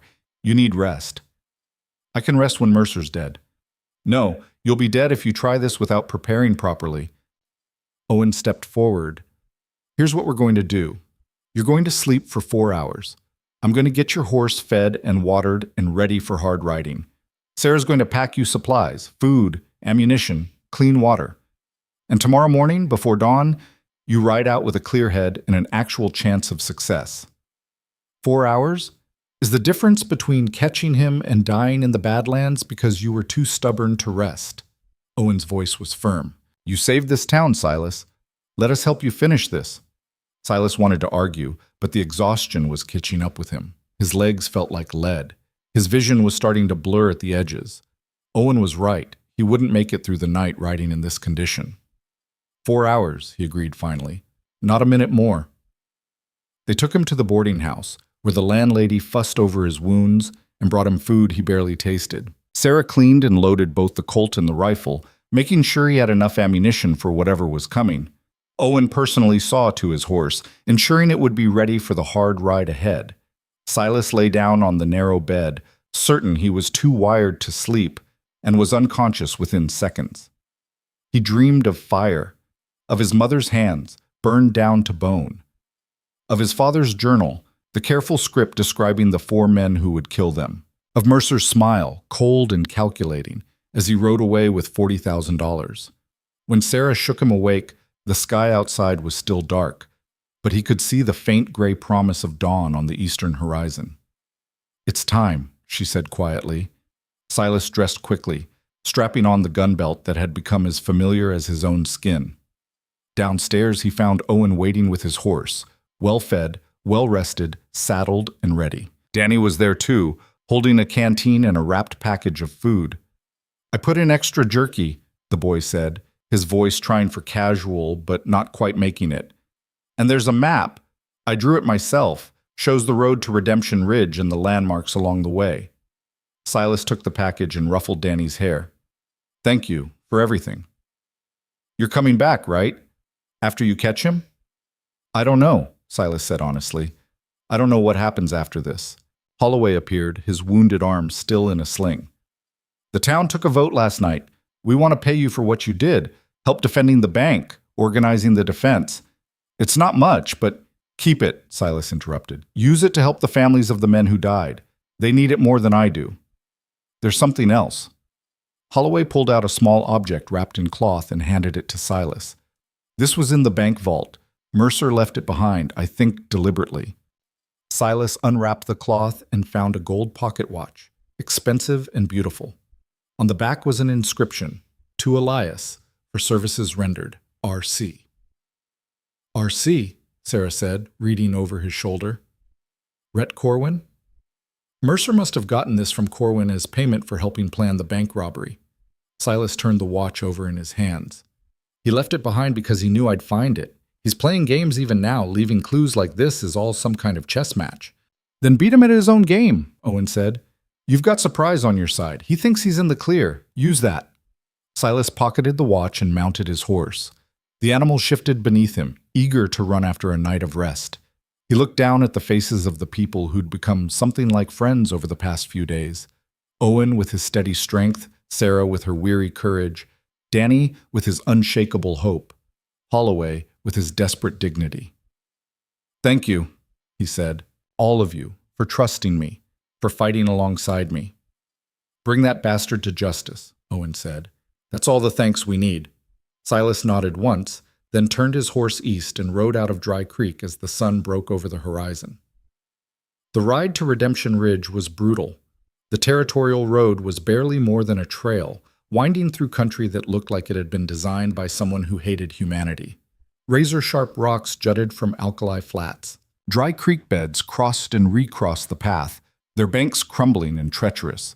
The sun climbed high and merciless, baking the landscape until the air shimmered with heat. Silas pushed his horse hard, but not to breaking, balancing speed against endurance. He stopped twice to water the animal and let it rest, using the time to study Danny's map and scan the horizon for any sign of pursuit or ambush. By mid-afternoon of the second day, he saw smoke rising in the distance, the railroad depot. Redemption Ridge was even smaller than Dry Creek, barely more than a station house, a water tower, and a handful of buildings clustered around the tracks. Silas approached cautiously, circling wide to scout the area before committing to riding in. He spotted Mercer's horse tied outside the station house, the same fine animal the man had ridden out of Dry Creek. Relief and fury washed through him in equal measure. He'd been half convinced this would be another wild goose chase, another layer of Mercer's deception. But the horse was there, which meant Mercer was still here. Silas tied his own horse behind an abandoned freight building and approached on foot, the colt heavy at his hip. Through the station house window, he could see Mercer sitting calmly on a bench, reading a newspaper, a traveling bag at his feet. He looked exactly like what he was pretending to be, a prosperous businessman waiting for a train. The station master was behind the counter, an old man with spectacles and ink-stained fingers. Silas pushed through the door, and Mercer looked up from his newspaper with an expression of mild surprise that was so perfectly performed it had to be fake. "Mr. Vane," he said, setting the paper aside, "this is unexpected. I thought you'd be busy playing hero in Dry Creek." Carter told me where you were going before he died." "Ah, poor James. I did warn him about getting too close to the fighting." Mercer stood up slowly, his hands visible and empty. "I assume you're here to shoot me." "I'm here for justice." "Those are often very different things." Mercer glanced at the station master, who was watching this exchange with growing alarm. "Sir, would you mind giving us a moment? This is a private matter." The old man looked at Silas, looked at Mercer, and wisely decided he wanted no part of whatever was about to happen. He hurried out the back door, leaving them alone. "You killed my parents," Silas said, his hand hovering near his gun. "Or you might as well have. You were there. You stood by and watched them die." "I did," Mercer acknowledged, "and I've regretted it every day since. But regret doesn't change the past, does it?" "No, but a bullet can settle accounts." "It could, but before you draw that very impressive colt I gave you, answer me one question." Mercer's eyes were steady, calculating. "If you kill me here right now, what happens to the money?" Silas hesitated. "What?" "The $40,000 I took from the bank. If you shoot me, you'll never find it. I'm the only one who knows where it is, and I guarantee you won't get it out of me through torture or persuasion." Mercer smiled slightly. "So you have a choice. You can have revenge, or you can have justice for the people of Dry Creek. But you can't have both." "You're lying. The money's in that bag." "Feel free to check." Silas grabbed the bag and opened it. Inside were clothes, a shaving kit, forged papers, and a thick envelope.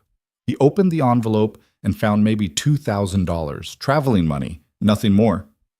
"Where is it?" he demanded. "I'll tell you, but first we're going to make a deal." "I'm not making any deals with you." "Then the people of Dry Creek will never see that money, and you'll have to live with the knowledge that your revenge cost them their livelihoods." Mercer sat back down on the bench, completely calm despite having a gun pointed at him. "I'm a practical man, Silas. I don't want to die. You want justice for your parents and for that town. Surely we can find an arrangement that satisfies both needs. The only arrangement I want is you in a grave next to Corwin. That's rage talking, not reason. Think it through. If you kill me, you get temporary satisfaction and permanent guilt. If you let me give you the information you need, you get the money back, you help those people, and you still get to feel morally superior for the rest of your life. It's a better deal." Silas's finger was on the trigger, every fiber of his being screaming at him to just shoot this man and end it. But Mercer's words burrowed into his brain, finding the part of him that still sounded like his father, the part that believed in doing right even when it hurt. "What's your deal?" he asked finally. "Simple. I tell you where the money is hidden. You let me board the train when it arrives in 30 minutes. I disappear, you return a hero, and everyone walks away with something. Except the part where you get away with murder and theft." I get away with survival, Mercer corrected. And you get to be the man who saved an entire town. That's worth something. The sound of a train whistle echoed in the distance. Coming from the west, getting closer. Silas felt the weight of the choice crushing down on him. Everything in him wanted to pull the trigger, to watch Mercer fall, to complete the revenge that had driven him since the night he found his parents' bodies. But he thought about Holloway's daughters, about the miners who needed that payroll, about Thompson and Miller's families, already devastated by loss, about Danny's mother trying to keep food on the table in a town hanging on by a thread. His father had believed in mercy. His mother had believed in second chances, and here he was being asked to choose between their memory and their principles. "The money," he said, his voice hollow. "Where is it?" Mercer smiled, not triumphantly, but with something that might have been respect. "There's a dry well half a mile north of Dry Creek, just off the old Indian trail. The money's at the bottom, wrapped in oilcloth to keep it dry. You'll find it exactly where I said." "If you're lying," "I'm not. Check the well when you get back. If the money's not there, you can track me down and kill me then. But it will be there, because unlike Corwin, I actually keep my promises." The train whistle sounded again, closer now. "Your parents raised a good man, Silas Vane. They'd be proud of the choice you're making." "Don't you dare," Silas whispered, his voice shaking with fury. "Don't you dare talk about them like you knew them." "You're right. I didn't know them. But I know you, and I know this. You're better than me. You're better than Corwin. You're better than this whole blood-soaked frontier." Mercer stood up and picked up his bag. "That's why you're going to let me walk away. Not because I deserve it, but because you're the kind of man who chooses to save lives over taking them when given the choice." The train was pulling into the station now, steam hissing, brakes squealing. Silas's hand was still on his gun, still trembling with the need to draw and fire. But he didn't. He stood there watching as Mercer walked to the door, as the man who'd helped kill his parents prepared to escape justice one more time. At the threshold, Mercer paused and looked back. "For what it's worth," he said quietly, "I am sorry. Not sorry enough to turn myself in or face hanging, but sorry nonetheless. Your parents didn't deserve what happened to them. No one does. This country just breaks things, and people like me, we're what it breaks them with." Then he was gone, boarding the train with the casual grace of a man who'd never had a care in the world. Silas stood in the empty station house as the train pulled away, taking Elias Mercer toward whatever life he'd build with his stolen money and manufactured innocence. The sound of the locomotive faded into the distance, leaving only silence and the bitter taste of compromise. He'd had his chance. He'd had Mercer right there, helpless, ready to die. And he'd let him go. The ride back to Dry Creek took 2 days, and every mile of it Silas questioned his choice. Had he done the right thing? Or had he just been too weak to pull the trigger when it mattered? His father's voice echoed in his head, talking about mercy and second chances. But so did his mother's screams. Her hands burned to bone. Her wedding ring melted into her flesh. By the time he reached the dry well Mercer had described, he was half convinced it would be empty, that this would be the final insult, the last joke at his expense. But the money was there, all $35,000 of it, wrapped in oilcloth just as Mercer had promised, waiting at the bottom of the well. Silas hauled it up and sat there for a long time, staring at the bundles of cash that represented wages and hope and survival for the people of Dry Creek. He thought about James Carter, who died bitter and betrayed. About Rhett Corwin, who died never understanding that cruelty had consequences. About his parents, who died simply because they'd been in the way. And he thought about Elias Mercer, riding a train to San Francisco, free and unpunished, the smartest and most dangerous of them all. The sun was setting when Silas finally loaded the money onto his horse and rode the last few miles into Dry Creek. The people of Dry Creek were waiting in the street when Silas rode in at dusk. News traveled fast in small towns, and someone must have spotted him coming down the ridge. They gathered in clusters, miners with their caps in their hands, women holding children, shopkeepers and drifters and everyone in between, all of them watching as he guided his exhausted horse toward the general store. Owen was the first to step forward, his eyes going to the saddlebags bulging with oilcloth-wrapped bundles. "Is that all of it?" Silas said, dismounting stiffly. 35,000. Everything Mercer took. A sound rippled through the crowd. Gasps, murmurs. something that might have been the beginning of a cheer, but it died when people saw Silas's face, the hollowness in his eyes, the weight he carried that had nothing to do with money. "Where's Mercer?" Sarah asked, stepping through the crowd. She already knew the answer. Silas could see it in her expression, but she needed to hear him say it. "Gone. On a train to San Francisco by now." The murmurs turned angry. Someone shouted that they should form a posse, ride after him, bring him back to hang. But Holloway raised his good hand, calling for silence. "He gave you the money back," the shopkeeper said, looking at Silas intently. "Why?" "Because I made a deal with him. The money for his freedom." Silas lifted the saddlebags off his horse, the weight of them suddenly unbearable. "He told me where it was hidden, and I let him walk away." "You let him?" Owen started, his face reddening. "After everything he did? After he used us, robbed us, betrayed us? I let him go because getting this money back was more important than my revenge." Silas's voice was flat, drained of emotion. "You needed this. The miners needed it. The families of the men who died needed it. So I chose them over killing him." The crowd was silent now, struggling with this revelation. Some faces showed anger, others understanding, most just confusion. "You had him," a miner said from the back. "You had the son of the bitch and you just let him ride away?" "I did." "Why should we believe the money's really all here?" another voice called out. "Maybe you and Mercer are splitting it. Maybe this is just another con." The accusation hung in the air like poison. Silas looked at the man who'd spoken, a young miner named Peters, his face twisted with suspicion and grief. His brother had died in the battle. "You want to count it?" Silas asked quietly. "Go ahead. It's all there. Every dollar Mercer took, minus the $5,000 he left behind originally. I didn't take a cent." "Maybe you should have," Sarah said, surprising everyone. "Maybe you earned it for what you did." "I didn't do this for money. I did it because—" Silas stopped, suddenly unsure why he'd done any of it. "I don't know anymore. I came here for revenge. I got 3 of the 4 men who killed my parents. The 4th one is free, and I'm the one who let him go. So you tell me, did I do the right thing?" Holloway stepped forward and took the saddlebags from Silas's hands. "You brought back the money that feeds our families. You organized a defense that saved this town from being wiped off the map. You killed Rhett Corwin and broke his crew." He looked Silas straight in the eye. "Yeah, I'd say you did the right thing, even if it doesn't feel like it." "My brother's still dead," Peter said bitterly. "And the man who planned all this is drinking champagne in San Francisco." "Your brother died fighting instead of being slaughtered like livestock," Owen said, turning to face Peters. "He died standing up for something.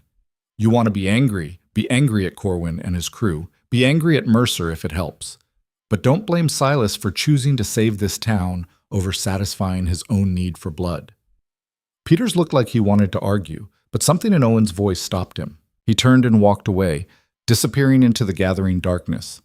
The crowd began to disperse slowly, people drifting back to their homes and their lives, processing what had happened.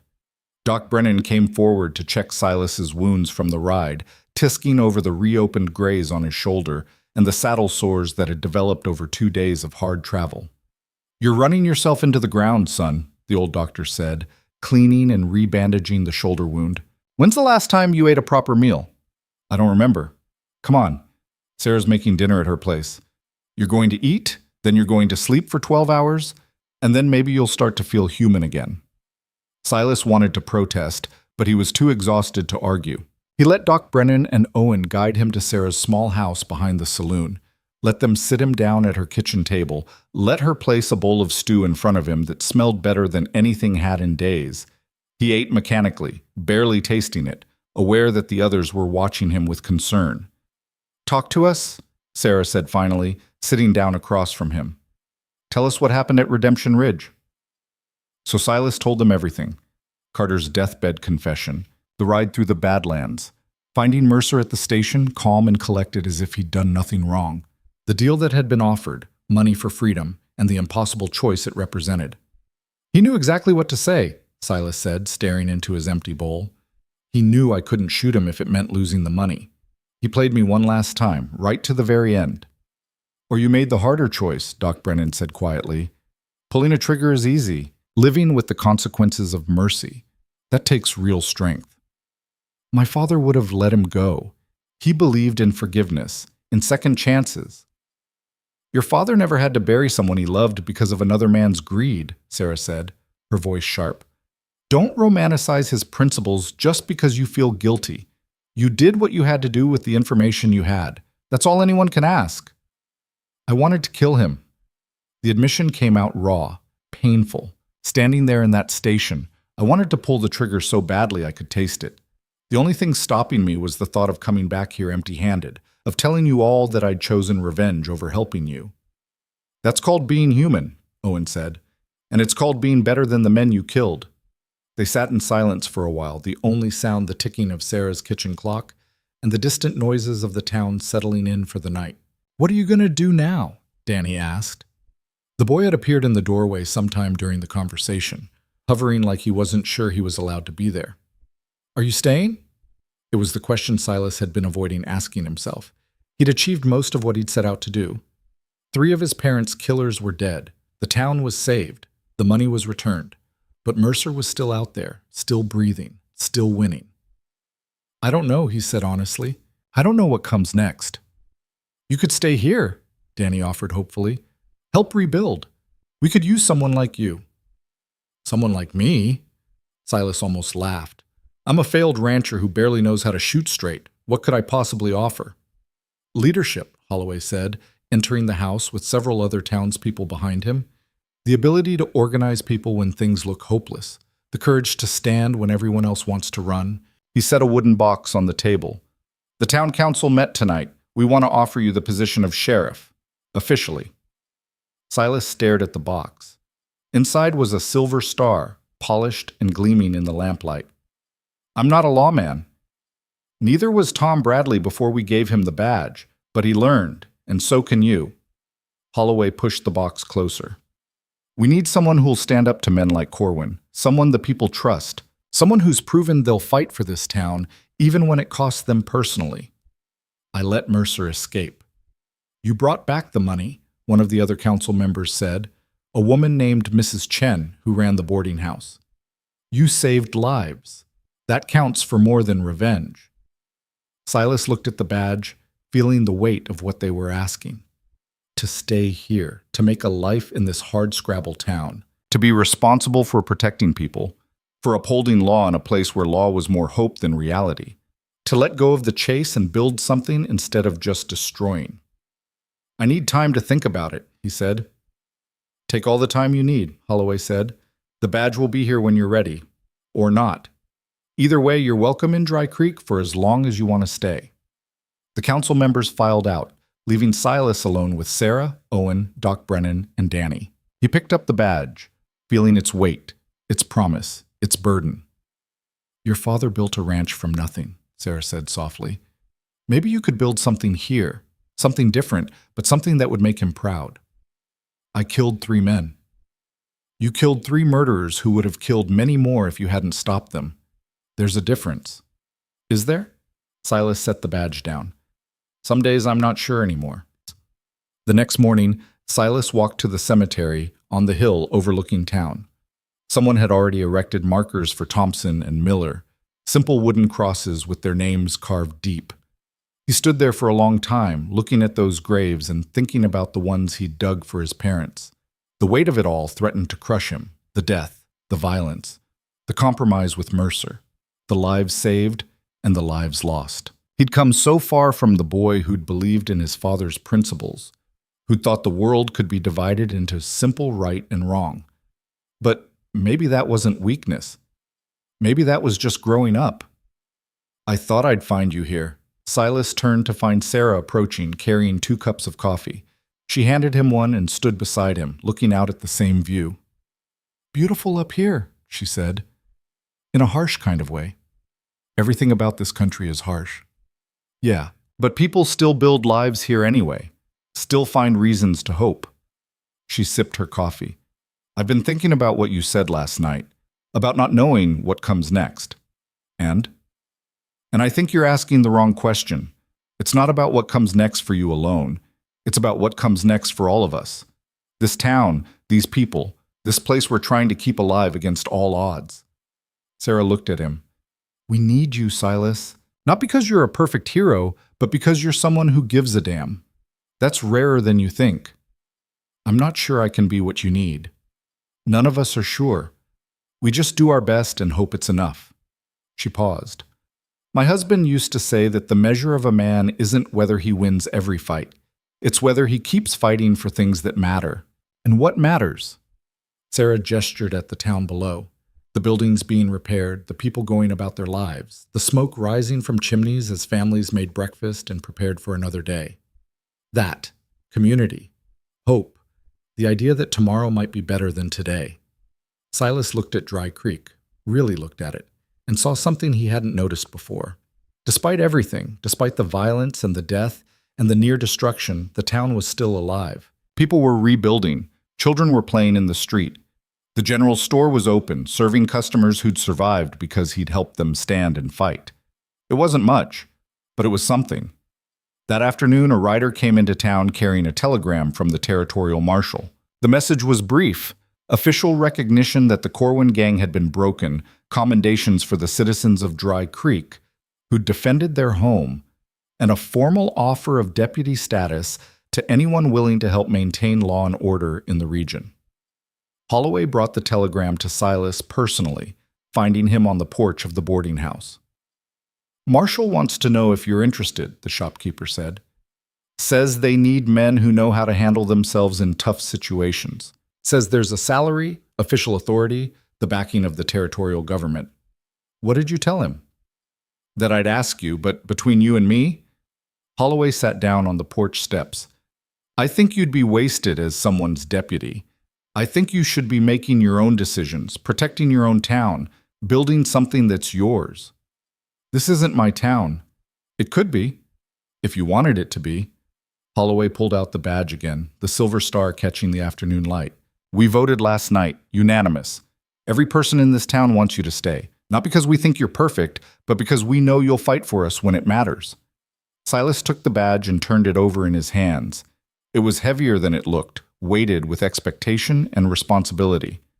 I'm going to make mistakes, he said. We all do. I'm going to disappoint people. Probably. But you'll also save them, protect them, give them a chance to build lives here. Holloway stood up. Look, I'm not going to pressure you, but I will say this. Your parents raised you to build things, not destroy them. You've spent the last week destroying the men who hurt you. Maybe it's time to start building again. He left the badge on the porch railing and walked away, leaving Silas alone with his thoughts. The sun was setting when Silas finally made his decision. He walked through the town, noting the details. The new glass being installed in windows, the bullet holes being patched, the bloodstains being scrubbed away. He saw Danny helping his mother hang laundry, saw Owen directing a crew repairing the hotel's damaged roof, saw Doc Brennan making his rounds to check on the wounded. He saw life continuing, stubborn and resilient, despite everything that had tried to snuff it out. At the cemetery, he stood before Thompson and Miller's graves one last time. I don't know if you can hear me, he said quietly. Don't know if it even matters. But I'm staying. I'm going to try to make sure you didn't die for nothing. I'm going to try to protect the people you died defending. I'm going to try to be someone worth the sacrifice you made. The wind was the only answer, carrying the scent of sage and dust across the hill. When Silas walked into the general store that evening, the whole town seemed to be there, packed into every corner, spilling out into the street. They grew quiet when he entered, watching as he made his way through the crowd to where Holloway stood behind the counter. Silas picked up the badge and pinned it to his chest. I'll stay, he said simply. I'll be your sheriff. I'll protect this town the best I know how. The cheers that erupted shook the building's rafters. People crowded forward to shake his hand, to thank him, to welcome him properly to Dry Creek. Danny was grinning so wide it looked like his face might split. Owen clapped him on the shoulder hard enough to bruise. Sarah's eyes were shining with something that might have been tears. Doc Brennan raised a glass. To Sheriff Vane, may he live long enough to regret this decision. Laughter and more cheers. Someone started playing a fiddle. Whiskey appeared from somewhere, and suddenly the evening transformed into an impromptu celebration, the first real joy the town had experienced in months. Silas let himself be swept up in it, accepting congratulations and drinks and handshakes from people whose names he was still learning. For the first time since finding his parents' bodies, he felt something other than rage or grief or hollowness. He felt hope. Later, after the celebration had wound down and people had drifted home, Silas stood alone in the street under a sky full of stars. The badge on his chest caught the moonlight, a reminder of the choice he'd made, the responsibility he'd accepted. "You did good today." He turned to find Sarah approaching, a shawl wrapped around her shoulders against the evening chill. "Did I?" he asked. "Or did I just give up on finishing what I started?" "Mercer's gone. You'll probably never see him again. You can spend the rest of your life chasing that ghost. Or you can build something meaningful here." She came to stand beside him. "I spent 2 years after my husband died thinking about revenge, obsessing over it. And you know what it got me? Nothing but anger and loneliness. It wasn't until I let it go that I could start living again." "How did you let it go?" "I didn't, really. I just learned to carry it differently. The anger's still there, but it doesn't drive everything I do anymore." She looked up at the stars. "You'll always wonder about Mercer. Always feel that unfinished business. But maybe that's okay. Maybe we're not supposed to get perfect closure on everything. My father would say I took the coward's way out, that I should have killed Mercer regardless of the cost. Your father also died because he refused to compromise his principles. Sometimes survival means being flexible, means choosing the best available option even when it's not perfect." Sarah touched his arm briefly. "You saved this town, Silas. You brought the money back. You gave people hope when they had none. That's not cowardice. That's courage of a different kind." They stood in comfortable silence for a while, watching the stars wheel overhead. "Do you ever think about leaving?" Silas asked. "Finding somewhere easier, somewhere that doesn't hurt so much?" "Every day," Sarah admitted. "But then I remember that every place hurts in its own way. At least here, the pain has purpose. At least here, I'm fighting for something that matters." "What matters?" She gestured at the dark town around them, the buildings standing despite everything, the lights in windows where families gathered for the evening. "This, community, the idea that we can build something worth protecting even in the hardest places."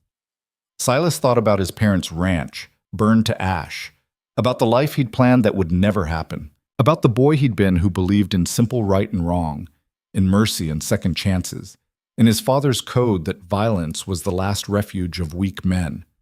That boy was gone, burned away in the same fire that took his parents, but maybe someone new was being born in his place, someone harder but not cruel, someone who understood that the world was complicated, that justice wasn't always possible, that sometimes you had to settle for survival and call it victory, someone who could build instead of just destroy.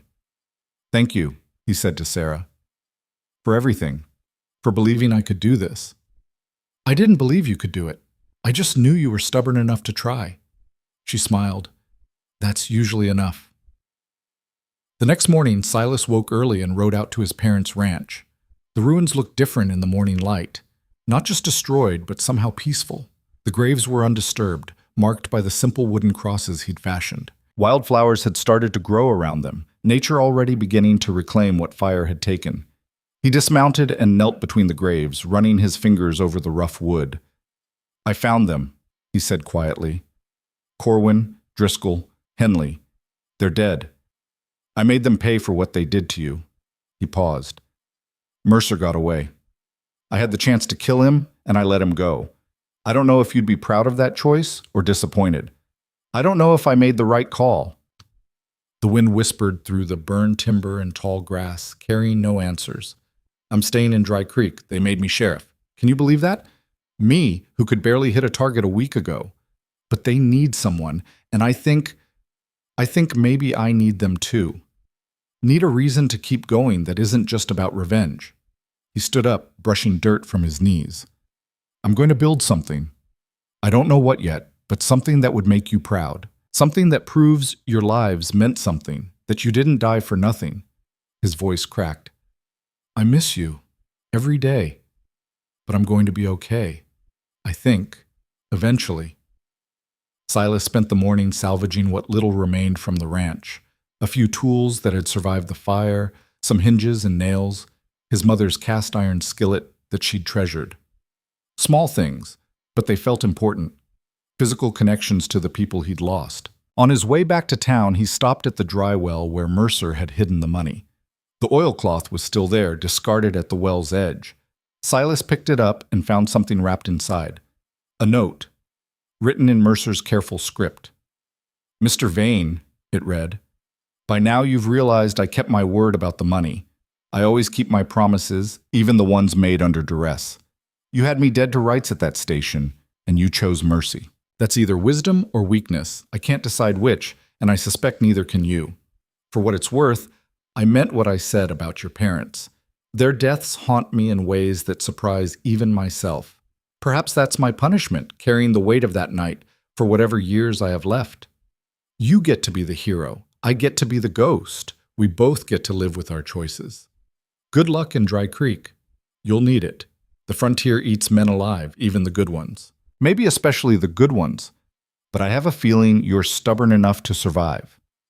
E.M." Silas read the note 3 times, then burned it. He didn't need Mercer's words or his justifications or his attempt at some kind of twisted absolution. What was done was done.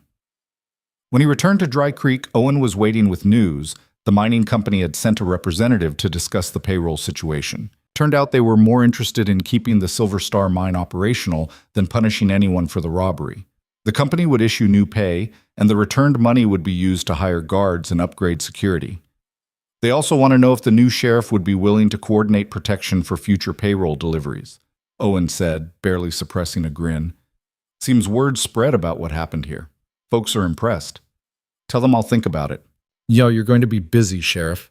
The town council already has a list of things they need handled. Cattle rustling complaints, a boundary dispute between 2 ranches, and apparently someone's been stealing chickens from Mrs. Chen. Chickens, Silas repeated flatly. That's what being a lawman means. It's not all gunfights and glory. Sometimes it's just finding out who's taking Mrs. Chen's chickens. Silas laughed, the first real laugh since before his parents died. It felt strange, like a muscle he'd forgotten how to use. Over the following weeks, Dry Creek slowly transformed from a town under siege to a town rebuilding. The bank reopened with new security measures. The miners went back to work with their delayed pay finally distributed. Families began to heal, though the scars, physical and emotional, would take years to fade. Silas threw himself into his new role with the same intensity he'd brought to hunting his parents' killers. He learned the rhythms of the town, the personalities, the disputes and alliances that made up the complex web of community. He settled arguments, tracked down stolen property, and yes, eventually figured out that Danny's younger cousin had been the chicken thief all along. He also trained with the colt every morning, determined never to be outdrawn again. Owen worked with him, teaching him tricks he'd learned during his own violent youth. Within a month, Silas was fast enough and accurate enough to hold his own against anyone who might challenge him. Not that many did. Word of what happened to the Corwin gang spread quickly through the territory. Outlaws gave Dry Creek a wide berth now, unwilling to test the town that had broken one of the most feared gangs in Montana. Sarah became something like a friend, then something more. They didn't talk about it much. Neither of them was ready for grand gestures or declarations. But she started appearing at his door with coffee in the mornings. And he started walking her home from the saloon at night. And slowly, carefully, they began building something that looked like trust. Danny appointed himself Silas's unofficial deputy, running messages and keeping eyes and ears open for trouble. The boy had a gift for gathering information. People talked to him without realizing they were revealing important details. Mr. Mercer would call that intelligence gathering, Danny said one day, delivering news about suspicious riders spotted near the northern boundary. Don't mention that name, Silas said, but without real heat. Why? He helped save the town in his own twisted way. He also robbed us and escaped justice. Yeah, but he gave the money back, and he could have just let Corwin kill everyone. Danny tilted his head, curious. Do you think you'll ever see him again? I hope not. But sometimes, late at night when sleep wouldn't come, Silas would take out Corwin's pocket watch, the one Mercer had left behind, and turn it over in his hands. The inscription mocked him, to Elias, for services rendered. Mercer was out there somewhere, living a new life under a new name, probably planning his next scheme. The thought should have filled Silas with rage, with the need to hunt him down and finish what he'd started. Instead, he mostly felt tired. Tired of revenge, tired of anger, tired of letting the dead define how the living should exist.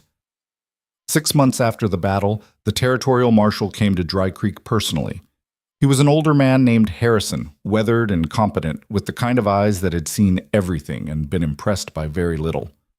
"Heard you've cleaned up this territory pretty well," Harrison said, sitting across from Silas in the sheriff's office. 3 gang members arrested, 4 disputes settled without bloodshed, and not a single murder in half a year. That's better than most established towns can claim. Just doing the job? Doing it well. Well enough that I'm wondering if you'd consider a bigger role. Deputy Marshal, working this entire region, more authority, better pay, chance to make a real difference. I'm needed here. You could help more than just one town. Silas thought about it for exactly 3 seconds before shaking his head. Dry Creek is where I belong. These are my people now. I'm not leaving them. Harrison nodded like he'd expected that answer. Can't say I blame you. Building something is harder than just enforcing someone else's laws. More meaningful too in the end. He stood to leave, then paused. One more thing. Man matching Elias Mercer's description was spotted in San Francisco about a month ago. Running a legitimate import business, calls himself Edward Marston now. Seems to be staying clean, at least publicly. Why are you telling me this? Because I thought you deserved to know. And because if you wanted to pursue it, I could provide resources, make it official. Harrison studied Silas's face. But I'm guessing you're not interested. I made my choice at Redemption Ridge. I'm not revisiting it. Good. Some men spend their whole lives chasing ghosts. Better to build something real instead. Harrison tipped his hat. Keep up the good work, Sheriff. The territory needs more men like you.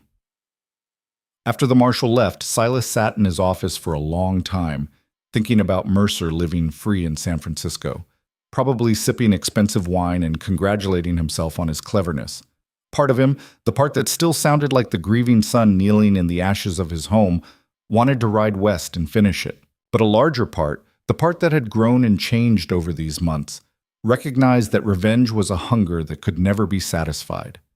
Kill Mercer, and there would just be another name to add to the list, another score to settle, another reason to avoid building the kind of life his parents would have wanted for him. That evening, he walked up to the cemetery and stood before his parents' graves.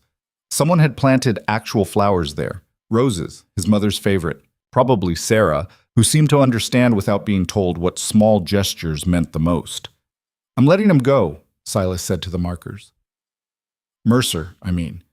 I'm not going after him. I'm staying here, building something, trying to be the kind of man you raised me to be. He touched his mother's headstone. I don't know if that makes me weak or wise. Don't know if you'd approve, but it's the choice I'm making.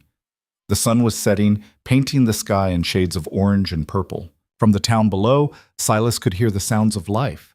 Children playing, a dog barking, the distant music from the saloon where people gathered after a long day's work. I met someone, he continued. Sarah. She's good. Strong. Understands what it's like to lose everything and find reasons to keep going anyway. I think you'd like her. He paused. I think I might ask her to dinner. A real dinner, not just coffee or walking her home. Something that means something. The wind carried the scent of sage and wildflowers across the hill. I'm going to be okay. It took a while, and it's not perfect, and I still wake up some nights thinking about that fire and what I should have done differently. But I'm building a life here, making friends, protecting people, trying to matter in a way that would make you proud. Silas stood there until full dark, then walked back down to town. Sarah was waiting on the sheriff's office porch, 2 cups of coffee in hand like she'd known exactly when he'd return. How are they? She asked, handing him a cup. Still dead, but maybe a little more at peace, or maybe that's just me projecting. Probably both. Sarah settled onto the bench beside him. I've been thinking about what comes next. For the town, I mean. What about it? We need more than just survival. We need schools for the kids, better roads, maybe a real doctor to help Doc Brennan now that he's getting older. We need to be a place where people want to build lives, not just a place where they're stuck.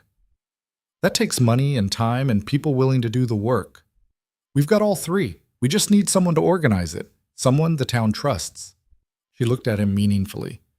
Someone with a badge and a proven track record of getting impossible things done. Silas laughed. You're volunteering me for town planning now. Someone has to, and you're not doing anything else with your evenings besides brooding and drinking coffee. I don't brood. You absolutely brood. It's one of your primary hobbies. Sarah smiled. But seriously, you saved this town once. Now help us build it into something that doesn't need saving quite so often.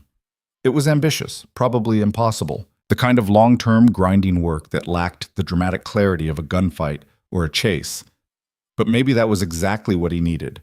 A purpose that couldn't be accomplished with a bullet, that required patience and community and the kind of slow, steady building his father had believed in. All right, he said. Let's do it. Let's make Dry Creek into something worth the price we paid for it. Sarah's smile was bright enough to light the dark street. Tomorrow, we start planning. Tonight, though, I think you owe me that dinner you've been thinking about asking me to. How did you? Danny told me. That boy can't keep a secret to save his life. She stood up and offered her hand. Come on, Sheriff. Mrs. Chen's making pot roast tonight, and if we don't get there soon, Owen will eat all of it. Silas took her hand and let her pull him to his feet. Together they walked through the streets of Dry Creek, past buildings that bore the scars of battle but still stood strong, past people who nodded and smiled and called out greetings to their sheriff. This wasn't the life Silas had imagined for himself 6 months ago. It wasn't the revenge he dreamed of in the ashes of his parents' home. It wasn't perfect justice or complete closure or any of the things he'd thought he needed. But it was real, it was meaningful, and it was his. The badge on his chest caught the lamplight as they walked, a reminder of the choice he'd made. To build instead of destroy, to protect instead of punish, to carry his grief forward into something that honored his parents' memory better than any grave marker ever could. Elias Mercer was out there somewhere, free and unpunished. Silas would probably never know if the man felt true remorse or just the expedient kind that served his purposes. Would never get the satisfaction of seeing him hang or the closure of watching him face justice. But he had this, a town that was healing, people who depended on him, a woman whose hand was warm in his, and the possibility of a future that wasn't defined entirely by the past. That night, over Mrs. Chen's pot roast, with half the town crowded into her boarding house dining room, someone raised a glass. To Sheriff Vane, they called out, for giving us our town back. Silas raised his own glass but corrected them. To all of us, for refusing to let fear win, for standing together when it mattered, for building something worth defending.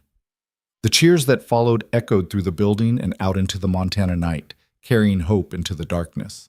And somewhere far away, on a train or in a fancy San Francisco office, maybe Elias Mercer heard that echo and wondered what might have been different if he'd chosen to build instead of take, to stay instead of run, to be the man Silas Vane had proven it was still possible to be. Or maybe he didn't wonder at all. Maybe he just kept moving, kept scheming, kept collecting his winnings from a game rigged in his favor. Either way, it no longer mattered to Silas. He had found something better than revenge. He had found a reason to live that wasn't defined by death. He had found, against all odds in the harshest country imaginable, a place that felt like home. The frontier had tried to break him, had burned away everything soft and hopeful, had tested him in ways he'd never imagined. But it hadn't won. He was still standing, still fighting, still building, and that was victory enough.